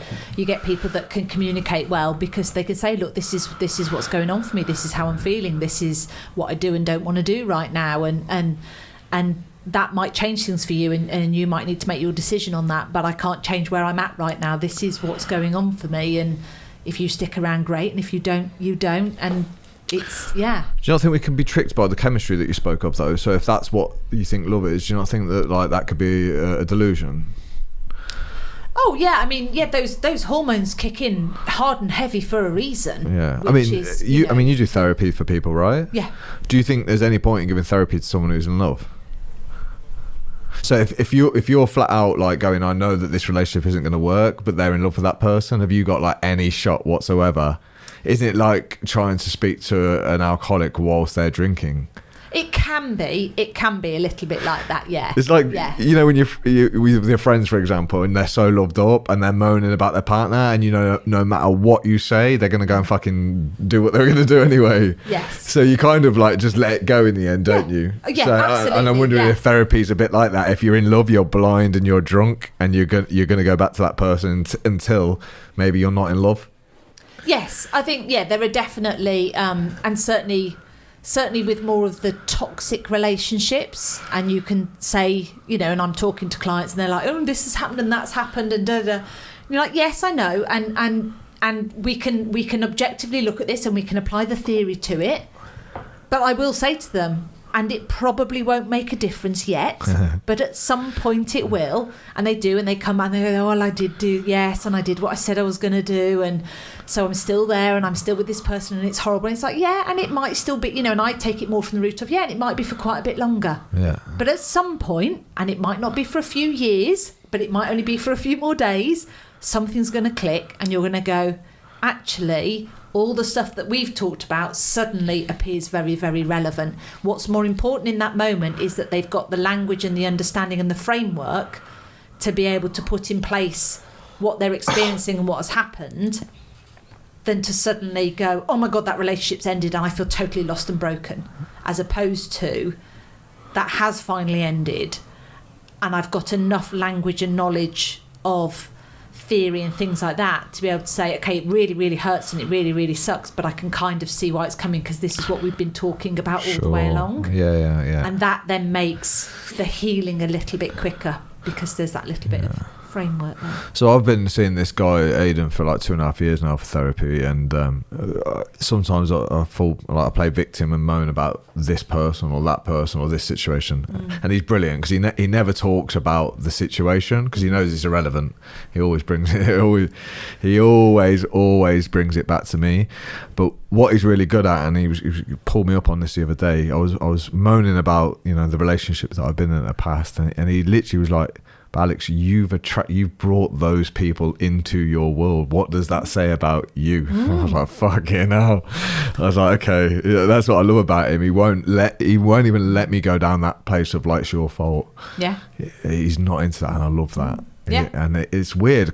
Even though I know that, he has to keep reminding me. Keep reminding me, because I can easily fall victim to that and go, it's not about me anymore, it's about you. Yeah, you're the problem. And that's it's very similar to what I was just saying, that working with clients who are in that very loved or in very toxic relationship, and then you can see it going wrong, and it's like, look, these are the things that are going on, but we know why you're in this relationship because of this and this that used to happen. This is why you've chosen this. Yeah. So you've got to work your way through this, and we don't know how long that's going to take yet. I think it was when he said, what does that say about you? It's quite a painful one, but I thought, fuck, he's so right. You know, if you're somebody who constantly attracts the wrong men or the wrong women, what does that say about you? Yeah. Yeah, definitely. I've done that with some of my old relationships as well, and said, okay, I know why I went out with that person who was completely not right and completely messed up and all of those sort of things, but I slightly knew it at the time, but I knew it was a mistake I had to make. That's the way that I always described it. Is sure he was a mistake I had to make because he drew me so far down, and it was a place I had to get to. And there wasn't anybody else in my life who was going to get me down to that point, and he got me there faster than anyone else would do. It was horrible, sure, but he got me down, and then I could do the work to get back up. The problem with fucked up people is they're really interesting and they can be really fun and exciting. So all my heroes, like my writing heroes, Charles Bukowski, they're down and out alcoholics. And I'm like, what is it about like Johnny Cash's people like that of the world? They've all got that edge to them. They're all a little bit lost. You know, all these people, it's damaged people who make the best creators. But there was something the other day as well that I read. We're going off topic, but we'll come back onto it in a minute about. Art and creativity is multiple personality disorder. It's like, you know, some people write these crazy films and it's like they literally step into another person's mind and then write the film from that character, and they were like saying that is multiple personality. We've all got it. It's just some people, unfortunately, like you say, they might have had a certain childhood that leads them to express it in a damaging way. Some people might write it down. Some people might turn it into a book, a film. Some people might just daydream. Some people act it. And I thought, wow, yeah, that's a really cool way of thinking about it. Because like the film, have you seen the film Saw? I haven't. No, I'm not very good with horrors. It's disgusting, right? It's all the most horrific things you can think of, and like you're watching it, and this has come out of someone's head. Yes. Who's a successful scriptwriter, director, but they're fucking twisted. Yeah, absolutely. I remember the first time I ever thought that was, I think my first venture into anything that was sort of slightly more scary was my brother had quite a few Stephen King books, and I borrowed one of his short story. He was high on drugs for a lot of the time, though. Right, okay, I didn't know that. But I remember thinking at the time, how is this in your head? Yeah, he used to drink. You're this very quiet, sort of unassuming person, really. Yeah. But now that he's stopped doing all that stuff, his work's really poor. It's a bit like Keane, one of my favourite bands. When he got off the booze, their music's just gone right downhill. So you see this all the time, you know, when people are in these like traumatic states and they're in these like addiction states, they produce their best work, you know, high as fuck, you know, drinking, and bands do it all the time on tour, and then they get sober and their music's never got that edge. Yes. And people don't pay as much interest. It's fascinating. But I think that's all in us. I think we know it's in us, and it's so we can live it through other people sometimes, like our dark side. We can live it through a film. We can watch it, and this is why people get caught on social media. They scroll. There's all sorts on social media of like terrible content, like really frightening content, people being beheaded and all that horrible stuff. Right. And people watch it. It has millions of views, and it's strange. Like why would you sit there and watch that? It's crazy. It's doing something. It is. So for a couple who are living apart, want to get back together but don't want to rush back, maybe 2 or 3 top tips on that one before we move on? I would say, first of all, you need to have the time and the space, and as I said, it might be better to have an independent person there to help facilitate it. The time and space to sit down together and be able to air the things that you found difficult in the other person, and for the other person to be in a place to be able to take responsibility for that and say, I hear that hurt you, and I hear why that hurt you. It doesn't matter why I did it, it matters that it hurt you, and that sort of stuff. The next phase would then be to go away and think about what you brought into that relationship and why you think you did that stuff, because you've brought this person into your life. Why? A little bit like we were talking about there. You know, what does that say about you? What things have you brought into this relationship? You know, who do you want to be in this relationship? And is that honestly how you've been acting up until now? But I get it. I think it's really impressive when people with kids are trying to work that stuff out, because the history that you then have together when you have children together is really important, and it's a hard thing to walk away from. To say, actually, you know, we've made this commitment, we've got these kids together, therefore we've got history together. Do we really want to start a new chapter of our life, or do we want to try and find a way to figure this out so that actually we can like and love each other in a more respectful way going forwards? How many times should you try? I think that's a difficult one. I think if you keep trying and you feel that you've genuinely done the work, and yet the old patterns have crept back in again, I think there comes a point when it's like, okay, well then maybe this just isn't going to work. I think if you're just locked in a cycle of, okay, you want to blame me, I'll take the hit this time, I'll apologise, let's go back together again, but actually we haven't really resolved anything, so the cycle is just going to start again and again. I mean, you can keep going through that for the rest of your life. Sure. You know, that's the anxious avoidant cat and mouse kind of relationship that goes on.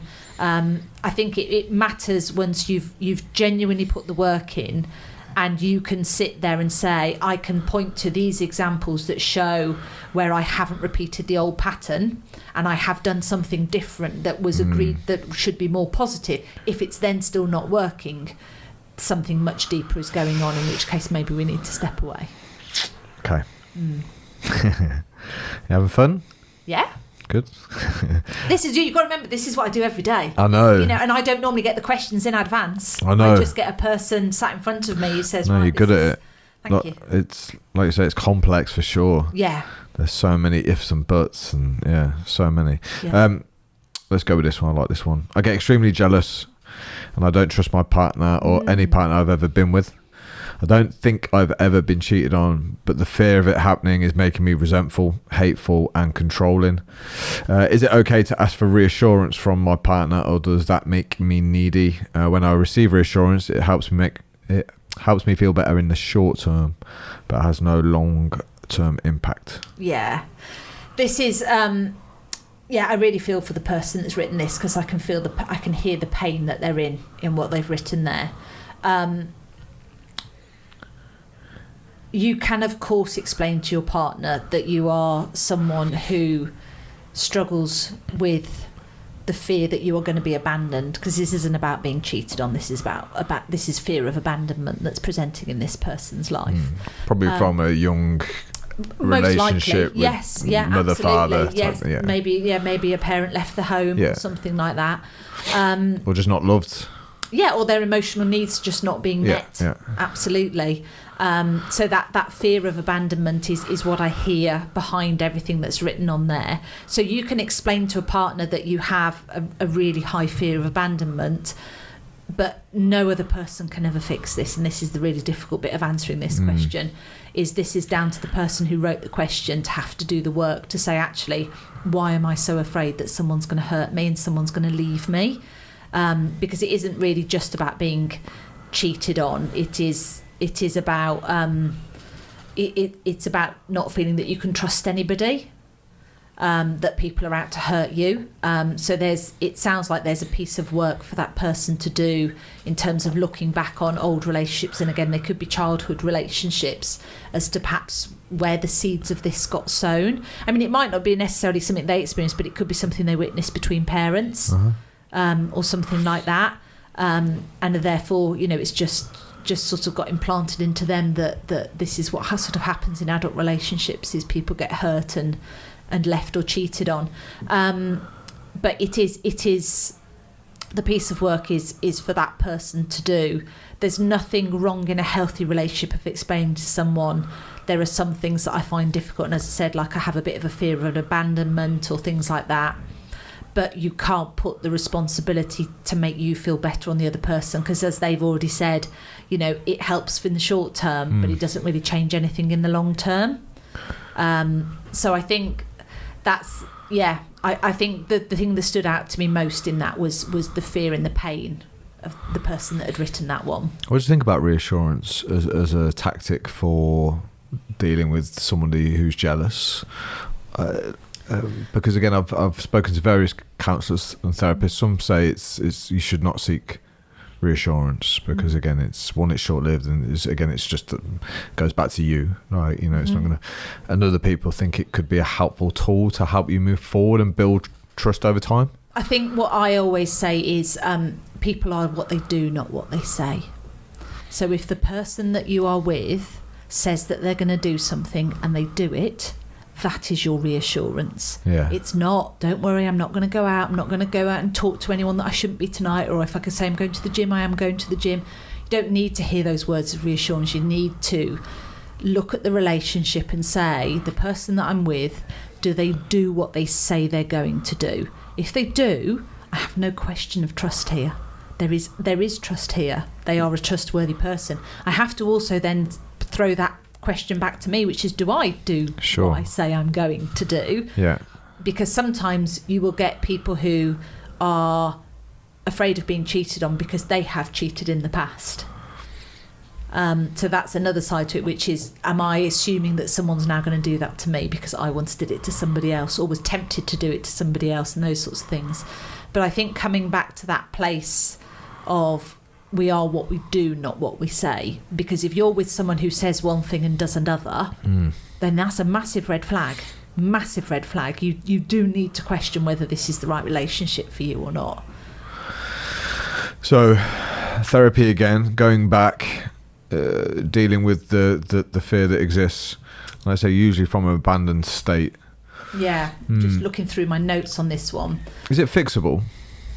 Oh yeah, it is. It is. A lot of that is about self-worth and self-esteem.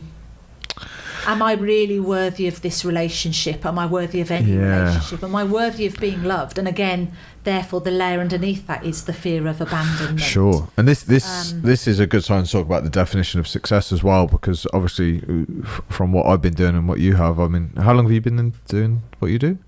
Oh, crumbs. About 12 or 13 years, I think, coming up. Yeah, and I've been in the kind of industry for like 18, and I see a lot of successful successful, kind of, you know, in what we might think of success terms.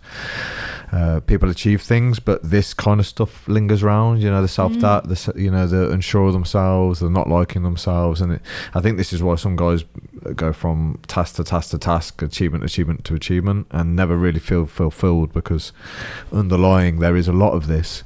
Yeah. You know, always having to prove to yourself. It's hard because you want to be a driven person in life, of course, but this is a real next level stuff where you can sit inside yourself and be okay with who you are, and be in a relationship and think that other person might love you for what you are.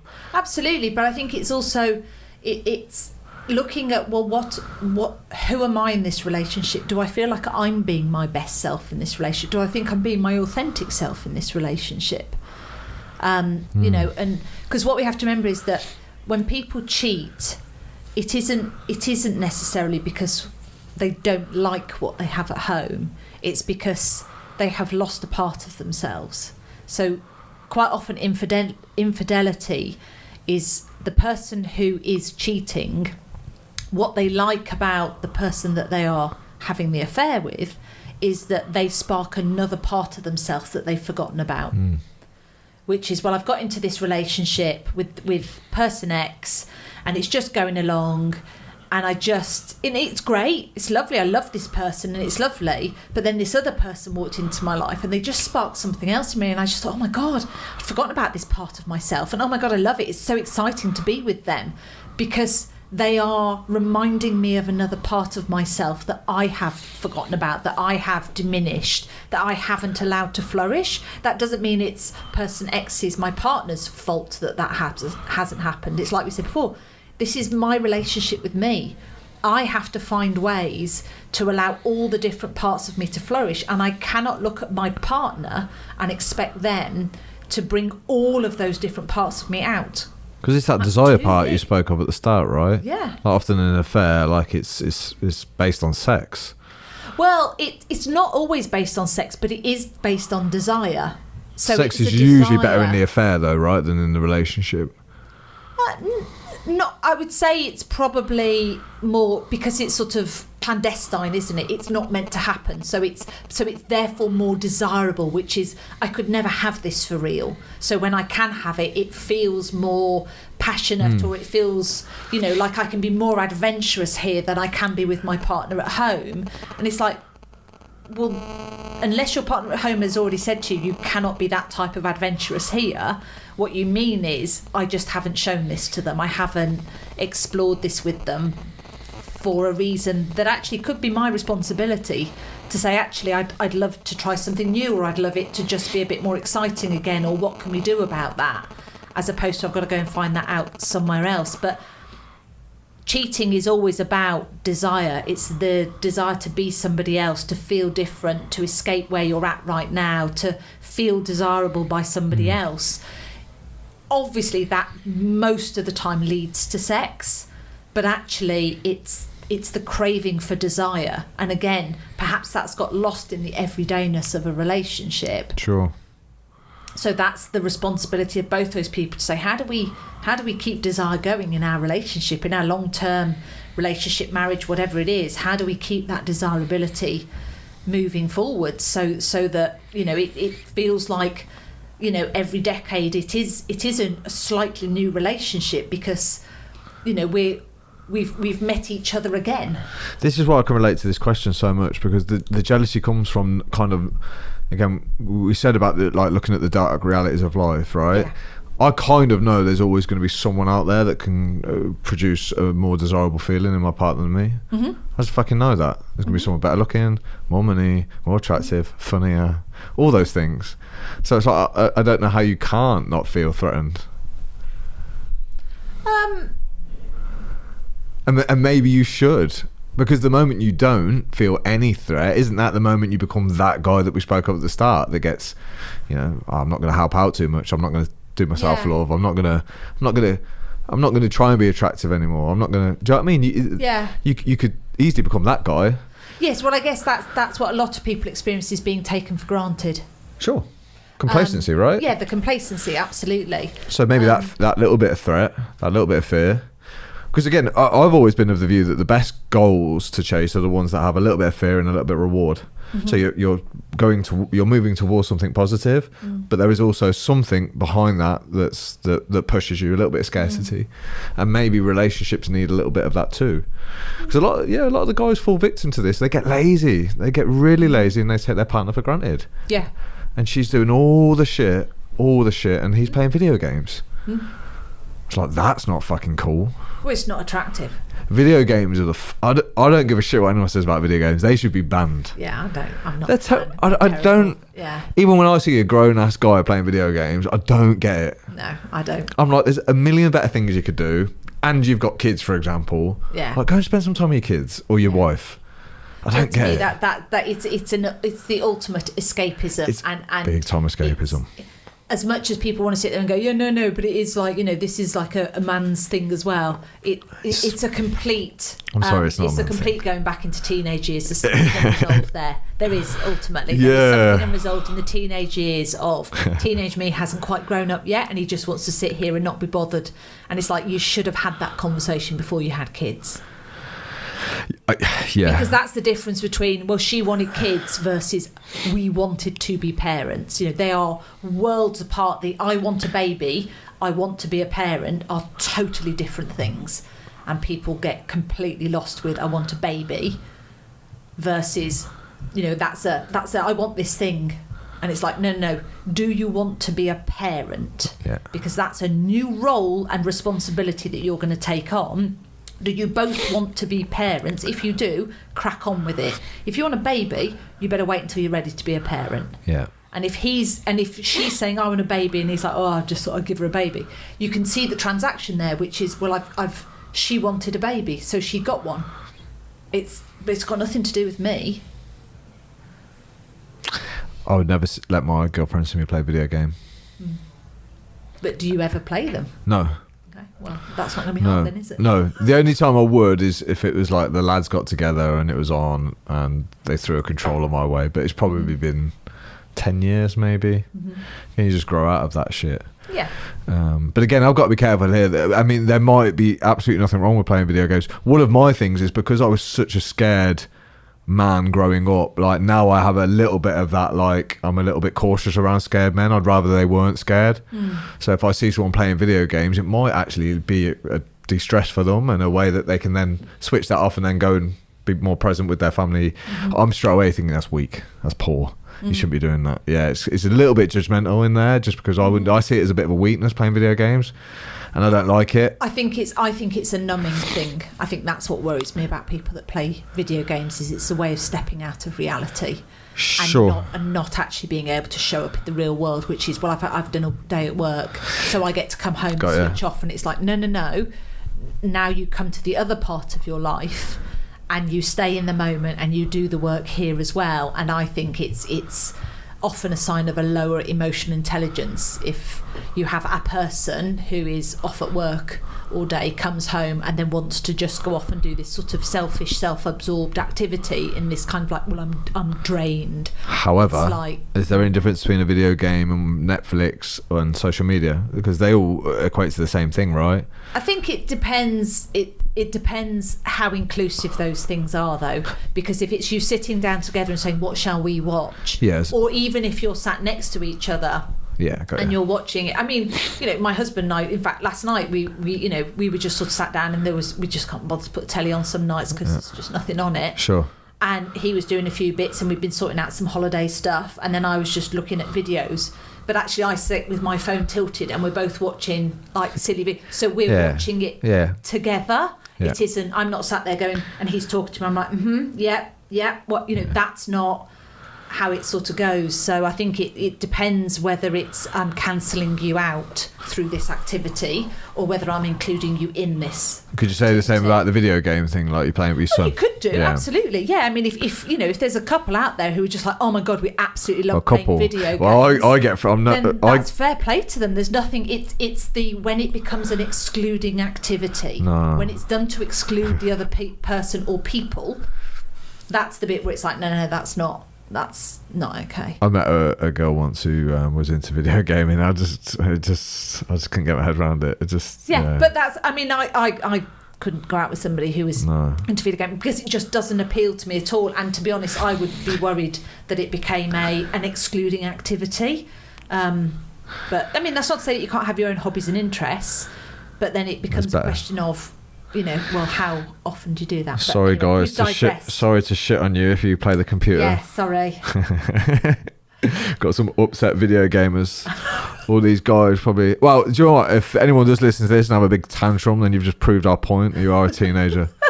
Do you know what I mean? That makes me laugh. It's like people would listen to this and like go all mental about it and go, I can't believe they said that. And I'm like, you're just proving the fucking point. Yeah. Just said it's a teenage thing. Like, it's just a bit of fun too. Okay. How do I set healthy boundaries? My girlfriend is highly dependable of me, and I'd like her to be more independent. So I guess we could frame this both ways too. I feel bad when I'm going to the gym or spending time with friends or working on my career. I'm seeing her more often so that she will miss me less. That's interesting. And I have less trouble going through it. I am seeing her more often so she will miss me less and have less trouble going through everyday life without me so I can pursue my goals. Yeah, so this is an interesting one. So this is almost like the reverse of the jealousy one. The jealousy one. So this is the other way round, where I would say again with this one, the issue is hers. You, the person that has written this question, you cannot fix this for her. She needs to figure out what her life should look like, because what you can't have is, it's never healthy if one person's expectation is that you should meet all of my needs. You're now my partner and you've got to meet all of my needs. It's like, no, it takes a village. That's why we have family, friends, and we have a partner. And that's why we have hobbies and interests and all of those sorts of things. Is, different people draw out different parts of us, and different people therefore meet our needs in different ways. And we should be able to go to that broader perspective and get our needs met from a plethora of different people, activities and things like that. If you're looking for one person to meet your needs, that suggests to me that there is probably trauma in her background, and she has a highly anxious attachment style, which is, I'm really, really worried that you're going to leave me, so you have to be here all of the time. Will this not result in the jealousy? Like, won't this be an inversion of the question? Yes, that's what I think it is. I think it's like it's the other way round, which is she would start to get, well, why have you got to go again, and where are you going here, and who is it that you're going with? And she could potentially start to get jealous. But what will happen, what I would be worried about, is that over time, I'm assuming it's a guy that's written this. It is a guy that's... about his girlfriend, is that he could begin to resent her, because with love, there should still be freedom. And this comes back to what we were talking about with dogs earlier on, is just because you're in a relationship and you love somebody doesn't mean that you should lose your freedom. Yes, there might be things where you want to do something, but with I don't know, family or other people, or just an interest of your own, but actually you and your girlfriend have got other plans, and it's like, okay, well, that's the compromise. Is sometimes we do those things and sometimes I do my stuff. That's absolutely fine and that's healthy. But what it can't be is it's all got to go her way, or she's not going to cope, or she's going to have to, because you're just either going to end up clipping your own wings and losing sight of yourself. And people do that, and they do stay in relationships with people who are super, super needy, and they kind of live a half life, and they don't really know who they are. There is no happiness for him at the end of that. Or it will come to the point where actually he ends up resenting her for the fact that she's always on at him and just going, I don't want to do this anymore, it's too hard work. So it isn't something he can fix. He's got to crack on with his life and do his things and set his own boundaries, as hard as that is. And she is either going to step up to the plate and figure out her life, or she isn't, and there's a difficult decision to be made there. But he's got to do him. He's got to... He sounds like a guy who does what he says he's going to do. So as he said, I've already started going around and seeing her more so she misses me less, and this, that and the other. Nobody should be missing you that much. It just indicates that she doesn't have enough other people in her life, to me. And maybe that's because of trauma, but she needs to look at improving her relationships with other people. That's what would concern me about that question. I'm trying to see her more often so that she will miss me less. So it's like, well, where does that end? Yeah. Does that mean you then sacrifice the gym? Yeah, you sacrifice some of your friends. Lose your freedom. I see this all the time. In order to be with that person and placate their actually unreasonable and irrational fears, which aren't about you, because you do what you say you're going to do. So she should trust you. But ultimately, it's the mirror image of that other relationship that we looked at before about jealousy. Yeah. Which is you end up with a very, very insecure person becoming very controlling over you. I don't want you going out. I don't want you doing this. I don't want you doing that. And it's like, that's not fair. That isn't a relationship. That they aren't healthy boundaries. So, again, you could call this controversial. Isn't this where he should, as the man, be working on his own strength and masculinity enough to not allow this to happen? So I've got a really great friend who shrunk his will down to doing everything with his partner, everything. Right. And it's really devastating because it's really kind of like he's let it fuck up his life. They did everything together. I mean, everything. Mm-hmm. You know, some of these couples that, and I'm not exaggerating. Yeah, no, everything. They are codependent. So if I invited you, it would be at the assumption that it's with Steve, right? It's just, you just do not separate.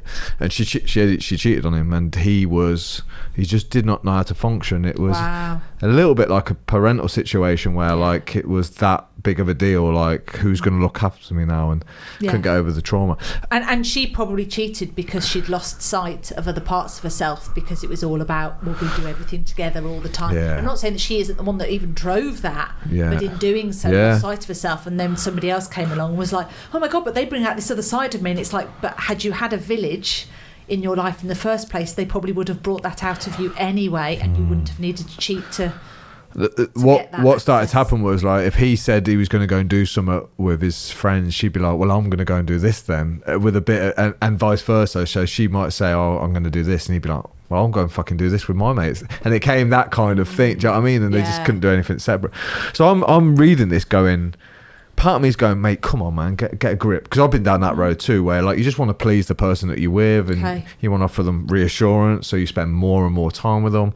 And I'm reading this going, dude, like, no, stay super strong. Be kind as hell as you can to your partner. Like, give her your absolute best when you're with her. Of course, but do not sacrifice the gym. Do not sacrifice your friends. Do not sacrifice your mission and purpose. No way. Because I'm like, who's she going to respect more? The guy who stays true to those things, or the guy that like bows down to every need? Which one? Yeah, and actually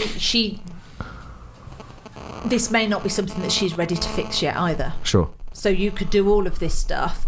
The more that you meet her unreasonable needs, which is what they are, is unreasonable needs. They aren't healthy boundaries that she's asking for. Sure. She's asking to take over and control you. So the more you meet those needs, the more you are enabling her to stay like this. Yeah. Or you stay focused on meeting your own needs, and when she says, oh, I don't like it, you're doing that, I know you don't. But it's fair and reasonable that I go off and do this thing. She then ultimately gets to make a decision about whether that's okay for her or not. And she will either, as I said, she will either step up to the plate and say, actually, maybe I do need to look at myself and I need to look at my world as to who else is in there, because I am getting too dependent on you. And again, she may have grown up with a model from her parents of complete codependency. She just thinks, well, this is what relationships should be, is you should be with me all the time and I should be with you all the time, and we shouldn't really have lives outside of each other. But it doesn't make happiness, unless both people are so damaged that is what they both need. But it doesn't sound like this is the case for him, because he has his own life and his own world. You should never compromise.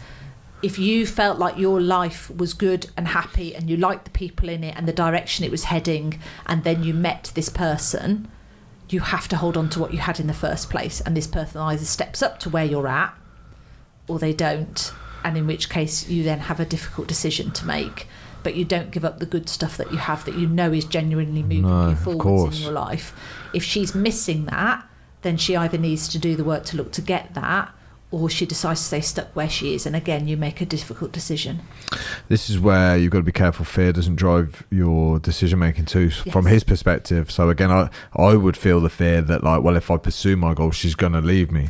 So there could be a bit of fear from both. Absolutely, but you have to accept that actually therefore then it isn't the right decision. I know. Well, that's where the courage, this all input and courage. Relationship, sorry, is what I meant to say. This is why this philosopher says everything comes back to the virtue of courage. Yes. Everything. So like this situation, you know what the right thing, have you got the courage to follow the right path and accept that she might go, no, I can't handle it. So you lose the woman that you love. Yeah. I mean, it wasn't the love that you were hoping it would be. And that's another important part, which is if a relationship ends, don't grieve for that person as if they were the one. Is there the one? No. But people will. But there are some people that you are better suited to at different times and all of that sort of stuff. But ultimately what you hope is that you meet someone where your paths of development will track close enough over the fullness of time that it stays interesting to stay together.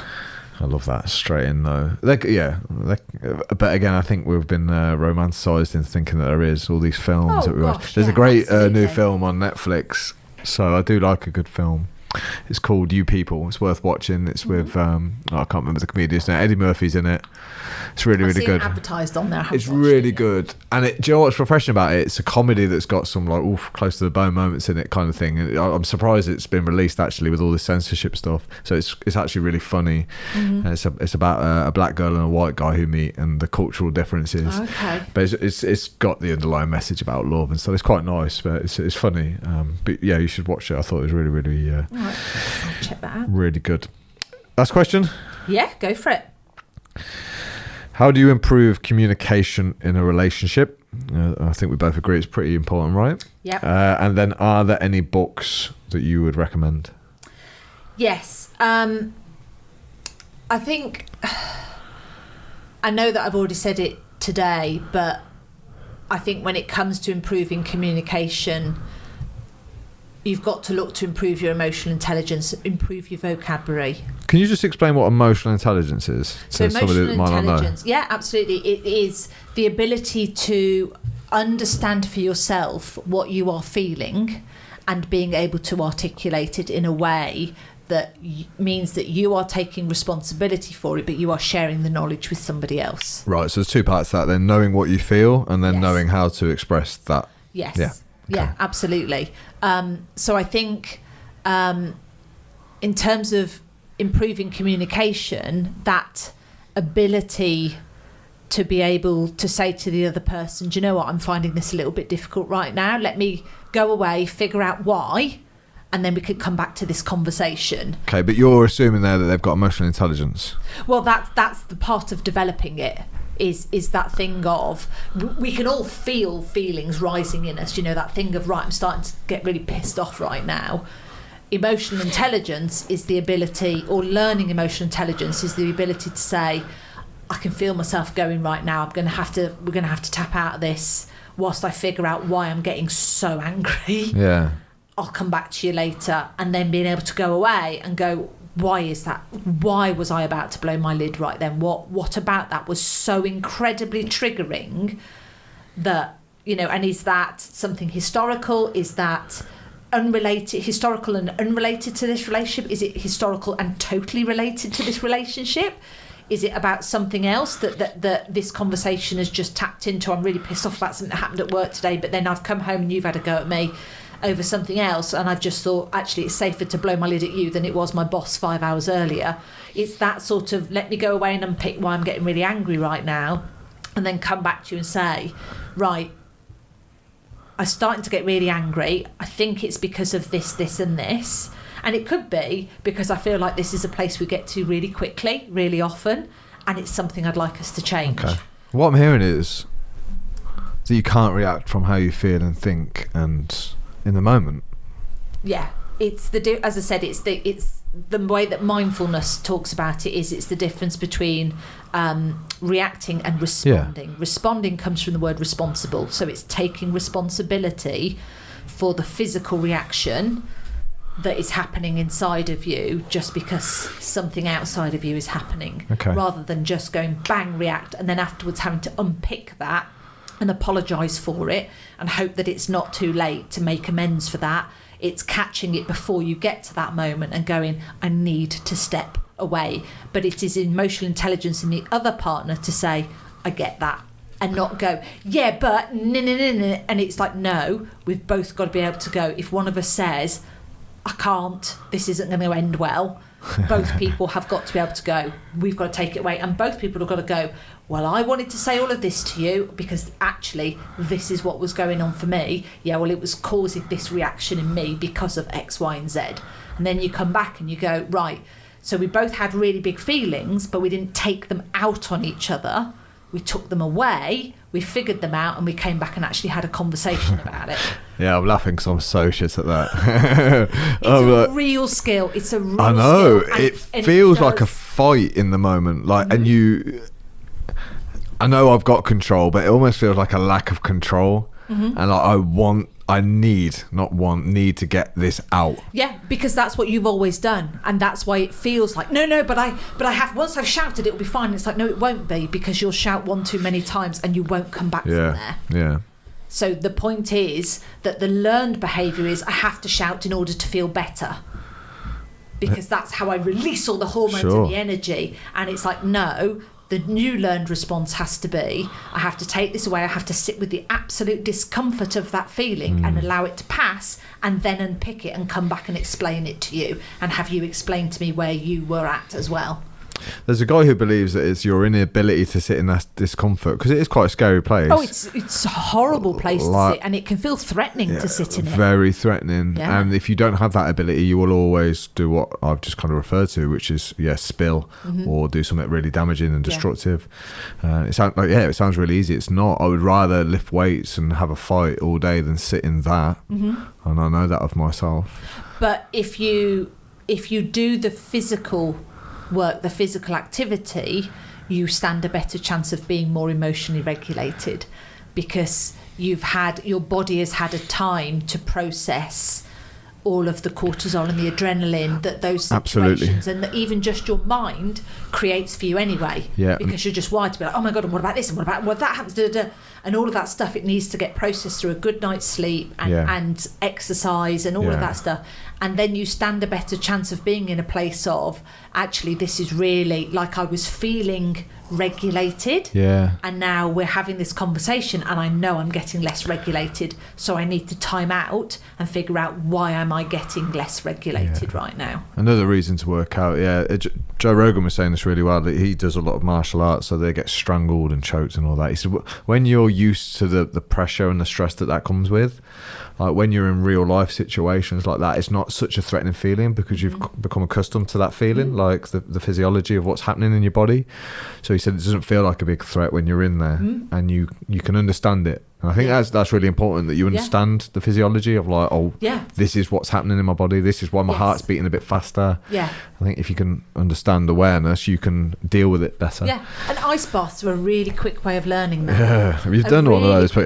Yeah. They're good, aren't they? They are really good, but they are a really good way of you learning to understand, I can reduce that panic physiological feeling that I have through just going, actually, I can do mind over matter, and therefore that means that when I'm in a confrontational situation, whether it's actually confrontational or I'm just receiving it as confrontational, it reminds me, hang on, if I can regulate my breathing in an ice plunge, then I can definitely regulate myself right now to say, oh, something's changing physiologically for me. Yeah. I might be about to kick off. We need to step away from this. Absolutely. Right now. Yeah, I cold shower every day. It's hard to articulate to a guy how, again, the transferable skill set of discipline, of getting the discipline and the mind control needed to step into a cold shower or an ice bath every day is, it's tough. And you have that battle in your mind every single time. But again, if you can learn that and be the guy that does the daily cold showers, then you can maybe start to piece some of these things together of how that's how it might help me in my everyday life. Yes. It's a real kind of, which is good news, because like I say, it means that there's some things you can actively do to make your life better that might not seem related, but if you step back, you can join the dots. How can a cold shower make me a better partner? well, actually, it can. All your behaviours turn you into who you are. And I think a lot of people, they don't think about, and I know I sort of mentioned this earlier, but I think it sort of bears repeating, is they don't think about the skills they have in the workplace and how they would transfer. Because you get a lot of people who work with all sorts of different people every day, and they have to deal with all sorts of personalities and people not pulling their weight, or people being controlling and being bossy and all of those sorts of things. And then they walk through the door and they switch off from those skills. And it's like, no, they matter here too. You know, you think that just because you're in a relationship, it's almost like, well, I don't need to try. It's like those skills matter just as much at home. In fact, they matter more at home than they do in the workplace, because at home, if home is ticking along, you're going to find work much easier, rather than I go to work, I feel rubbish about having to go because home life's a bit crap, but at least it's an escape from there, and all of those sorts of things, as opposed to actually I really love my home life. And then I go off to work and I, try my best there, but I work really quickly because I want to get out of there, because I want to get back to home, because it's really good fun to be there. That's a massive shift in your quality of life as to how you're perceiving yourself and how much you like yourself, which is actually, I like how I show up. I like how, I like the partner or the dad, the father, the, whatever sort of person I am at home. I like being that person. I like the fact that I communicate well, or I, meet people's needs, or I set healthy boundaries and all of that sort of stuff. And then that means I go to work, and because I like myself at home, I'm probably going to perform better at work. I'm probably going to work a bit harder. I'm probably going to think a little bit more about how to communicate with this person and that person. So it all connects, and I think people often try to silo things. I think human brain is very good at trying to silo things, as opposed to saying, no, this is one continuous flow. These are all transferable skills. If I go to the gym, that transfers into my energy levels, which means my focus and concentration is better at work. If I've had a better day at work and it hasn't felt as draining because I worked out this morning, I can go home and I can be a better partner, a better father. I can do all of those sorts of things. And so that loop continues. Yeah. That all makes total sense. It's more like the who I am thing, rather than like, I'm like this at work, I'm like this at home. No, it's like, I am this man, I am this guy. Absolutely. And no matter where I am, that's the how spine. The spine, who am I? Yeah. And then the rest of it filters out from there. But if I like me, that's the best place I can ever start from, is I like what I'm going. It doesn't mean that everything's going to work out for me, but it does mean that I like me. And if I like me, then I'm going to attract people that are more like me. Yep. Into my life, and then I'm going to look at them as a reflection of me subconsciously and go, oh, I really like my mate, and I really like my boss, and I really like that guy that works for me, and I really like my partner. And suddenly it's like, oh, right, they're all a reflection of me, which means I like me. And so that positive feedback continues to go. Yeah, it makes absolute sense. Well, there's everyone's mission who's listening to this, right? Like, if that's the thing, like, you have to like yourself, or at least respect yourself. I think that's important. But Al-Dubhi, it kind of backs up everything he says about, like, you have to go behavioural. So you have to do the things that the person who you like would do. Yes. So, again, it sounds really harsh, but would you like yourself if you were a slob? No. But we're too soft, and we're too soft now to say these things. Like, it's so widely accepted now. I had this great conversation again with Mark last week about, like, type 2 diabetes. Should people with type 2 diabetes be given medication when they could exercise? Yes. Imagine the outrage if you said you cannot have your medication for 1 year. For me, though, it's the kindest thing. It's a proper loving thing to do, because you're handing responsibilities back to that individual, and you're going to say, get fit. Get healthy. It's good for you, it's good for your kids. There's a lot of stuff on the NHS that could be dealt with in that way, in terms of, if people took look at the health secretary. That's all I'm saying. The fucking leader of the health secretary. Really? Yeah. I'm sorry. That's shocking. Yeah. Isn't it? It is, absolutely. But there's a huge thing of lead by example. Yeah, it's terrible. Ross Light, a great guy, said to me, Alex, you should vote. I don't vote. And he said, it's your duty to vote. You should vote. You've got to contribute. And I kind of sat back and reflected, and he was a smart guy, so I really listened and respected to what he said. But I thought, I do contribute. I don't vote, but I contribute. So voting is once every 4 years, right? To me, going to put it's supposed to be. Yeah, a piece of paper in a ballot box isn't contributing, is it? Shit. I tell you how you can help the NHS. Get yourself fucking fit and healthy, so that you're not in the waiting room because of conditions linked to being overweight. Like, that's a great contribution. Then, because when you learn that skill, you can teach your family how to be fit and healthy, and they won't be a burden to the NHS unless they're needed. Yeah, but I guess that's the difference is, but there are some things where you do need the NHS. Yeah, but that's what the NHS is for. But then the contribution would be that actually when you do need the NHS, that the doctors and the nurses and all the staff that work there are paid fairly and feel respected and have decent working hours and decent working conditions, so that actually when you do need it, you get the treatment that you need as well, and that requires the right people at the top to be in charge. Totally, I get you. I'm just wondering what is more of a contribution right now. Yes, people taking responsibility for their own actions. For me, that would make a much better UK to live in right now than deciding whether to vote Labour or Conservative, because as far as I'm concerned, they're both in the same fucking category. And I don't see how you can vote for a colour of like red or blue. I'm like, what about policies? Why do I have to vote for a party? And you'll end up for voting who you like or who you were brought up to vote for. My mum and dad are hardcore Labour because they were brought up hardcore Labour. I've mentioned Conservative now. It's like I've done something horrendous, like I've committed a lifetime crime, like they want to abandon me or something. Yeah. So I'm like, most of voting's bullshit anyway. Yeah, I mean there isn't enough to choose from. They aren't different enough. And you don't believe what they say anymore. We talk about leading from the front, really? Like for men now, they need to be led with integrity, honesty, hard work, discipline. Politicians are one of the last things I think of when I look at those guys.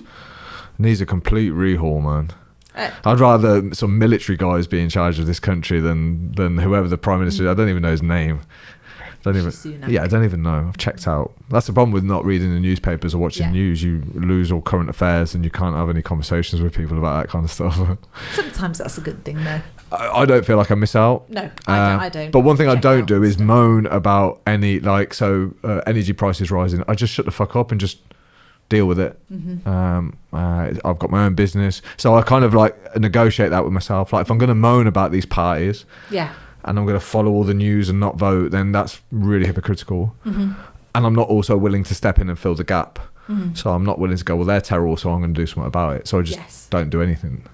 I just do my own shit, and then I try and help the guys in my community be better men. That's how I feel like I contribute. And that's more powerful for me than putting something in a box every 4 years.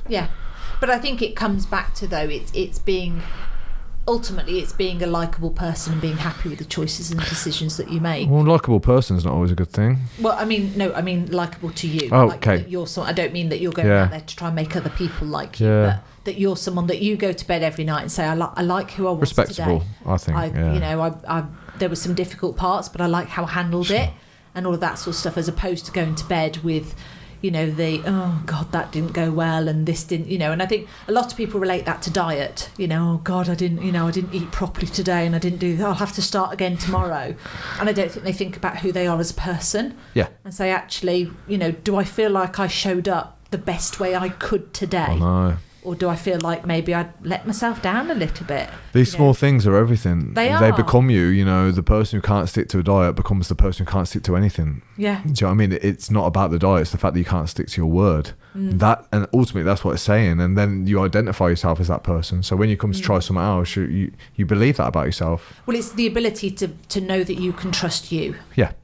Which is, do I have my own back? And that doesn't mean that you're perfect or anything like that. You're allowed to make mistakes. You're allowed to maybe not stick to the diet some days or whatever it is that's important to you. But it's then saying, okay, but I accept that I'm a human being, I'm fallible, and some days are easier than others. But overall, the consistency of what I'm doing is there. I'm heading in the right direction. There is improvement. It doesn't have to be straight up improvement, which is every day I improved on the day before. It's a bit more linear, but the over time, the progress is positive and it is on the up in terms of how I look after myself and all of those things. So going back to your question about, if you're a slob, would you like yourself and that sort of stuff? I often think that in terms of, people that I don't know, don't particularly look after either their homes or their bedrooms. Obviously, particularly, I've got teenagers at home, so you have mucky bedrooms and all of that sort of stuff. And I think, well, you've got to think about if you went to somebody else's house and they went, oh, this is the room we've got for you, and all your clothes are on the floor in one corner. That's and it wasn't clean and this and the other. you'd think, oh, this doesn't feel very nice. It's like, no, but you're doing that to yourself every single day that you walk into your bedroom. You're just seeing clutter, and then it's just like, oh God, yeah, this room. Oh, well, JP got ridiculed for that advice about start with your own room, and I'm like, I can see how that can transpire out, isn't he? Right. Absolutely right. I can just see it, and you've just explained it perfectly. It does come back to that. Do you know what I mean? I can just see that link now. I think it's a really great point. The science shows us now that people that make their bed every day have a more productive day and make better choices. And I know that sounds really ridiculous about making your bed. It does not. But actually, the science stacks up. And I don't mean making your bed as in, and I've smoothed down the sheets and I put every single pillow there and this and that. I just mean waking up in the morning and turning your duvet, folding it back so that, at least half of the mattress is exposed, because that stops things like bed bugs and all of that stuff, because they're not just living under the heat that you've left behind. And just straightening up your pillows. That's all it is. You just get out of bed, fold the duvet back, straighten up your pillows, and off you go on your day. But when you get home that evening, you get into bed and you go, oh, this is nice, and you just pull that cover back, and it's really simple, but it makes a massive psychological difference. No, but I know. I do it every day. And it's great at night when you go back into that bed. When you go into a bed at night when it's a mess, it's just reminds you. Again, even my desk, like if it's cluttered, my mind is usually cluttered. It's chaotic. I look at things like that around and think, this is all a reflection of where I'm at the moment. Definitely. Did we answer that question? It's about communication, wasn't it? Yeah, me and you were awesome at going off piste. Yeah, I'm sorry, I'd lead it. How to improve communication. Yeah. Are there any books you'd recommend? We'll finish on this. There wasn't one that jumped out to me. But what I would say is actually on my, this sounds very self-promoting. On my website, there are loads and loads of book recommendations. Cool. So that would be a good place to go to. Yeah. Is to have a quick look on there. And it has a section for book recommendations, and they are done by group, like they are grouped together under things. So there will be one that is under there will be a group of books that are under communication. Do you want to tell people what your website is then? yourvelvetevolution.com. You mentioned, was it 4 or 5 languages of love last time, I think? Yes, the love languages. Is that anything to do? That can... it can be. Yeah, that can be hugely powerful in terms of communication. I mean, that's just a free online quiz that you and your partner can do, which will tell you about your love languages and just help you understand.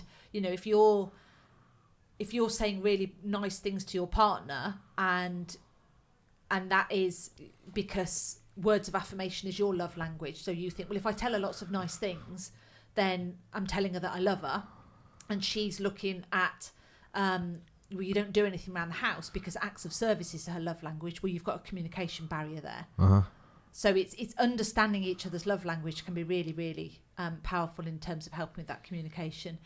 There is another book that springs to mind, but I don't know how much it would bring about for the communication side of things, but it's a book called Attached, and it is all about attachment styles. Okay. And that can be really helpful from a communication point of view, because again, if you've got somebody who is anxious or avoidant or ambivalent, understanding what their attachment style is and how that presents in the relationship can often help you understand why perhaps you're coming at things from a different perspective. Got you. Okay. So that could be one to have a little look at as well. Cool. Yeah, I remember you spoke more about that in the last episode, didn't you? Yes. About the profiling, which terrified the hell out of me. I was like, fucking hell, does she know something about me? I was like, that's me. I was like, yeah, I think I'm all 4. So that was a bit worrying. We've done 2 hours. Amazing. Only 15 minutes of that was dogs. Which I'll probably keep in. People love a bit of dog talk. Well, we'll do more dogs next time then. Yeah, I think I'm going to get a wolf, maybe. The big wolf dogs. Yes. They're awesome. That's my problem. I'm spoiled. I don't know what to get. There's so many cool dogs. I like the Irish wolfhounds. You definitely like a big dog then. Yeah, but I live in a really small house, but I can't see me being the kind of guy that would walk down the street with a small dog. If it was, it'd be like American bulldog type thing. Big, still small, but ugly and chunky. Okay. But it's weird what you said about partners looking like each other. They always say about the dog thing, right? They do. And Benson was exactly the same colour as this beard. Okay. He started to lose his hair exactly the same time that I did. He always had stomach. I'm like, we're the same thing. And then people used to say I look like him, which was not complimentary. Well, if I look like either of my dogs, I'll take that as a massive compliment because they're gorgeous. But yeah. Cool. I had a blast as always. Yes, me too. I always learn from chatting with you, so thank you so much. There's Pleasure. some funky noises over here. I don't know if you heard them, so I hope everything's come out all right. I should hope so. Out of all the podcasts I've done, the two that I've had issues with, the first one, the sound quality on your mic wasn't very good for some reason. And the second one trimmed off early. Yes. The video. So third time lucky. Yeah. Let's hope everything's okay. I know, third time. I'm privileged. No, it's cool. I really appreciate your time. No, it's amazing. I love talking to you about this kind of stuff. You always teach me stuff. And I know that the guys always refer to that question of, do you want me to just listen to you right now, or do you want me to help you solve your problem? Has changed some of the communication. Hugs or help. Yeah, the guys are Comfort just. Solution. We always refer. There's sometimes somebody drops a great question that we always remember, and it's something we've referred back to. Because again, the topic of like my wife struggling or my partner struggling always comes up. Yeah. And a lot of the guys we just want to fix because in the group we're fixers. So that question has been brilliant for the guys because sometimes they do say, actually, can you just listen to me? Yeah. And it's cool, and they just sit there and listen. So awesome. Well, hopefully that maybe a takeout from today will be that thing about people are what they do, not what they say. It's huge. So make sure that you are a person who does what you say you're going to do, and that your partner is as well. And if either of you isn't, that's where the work needs to start. We'll leave it there. Wicked. Thank you. Thank you. Right, let's hope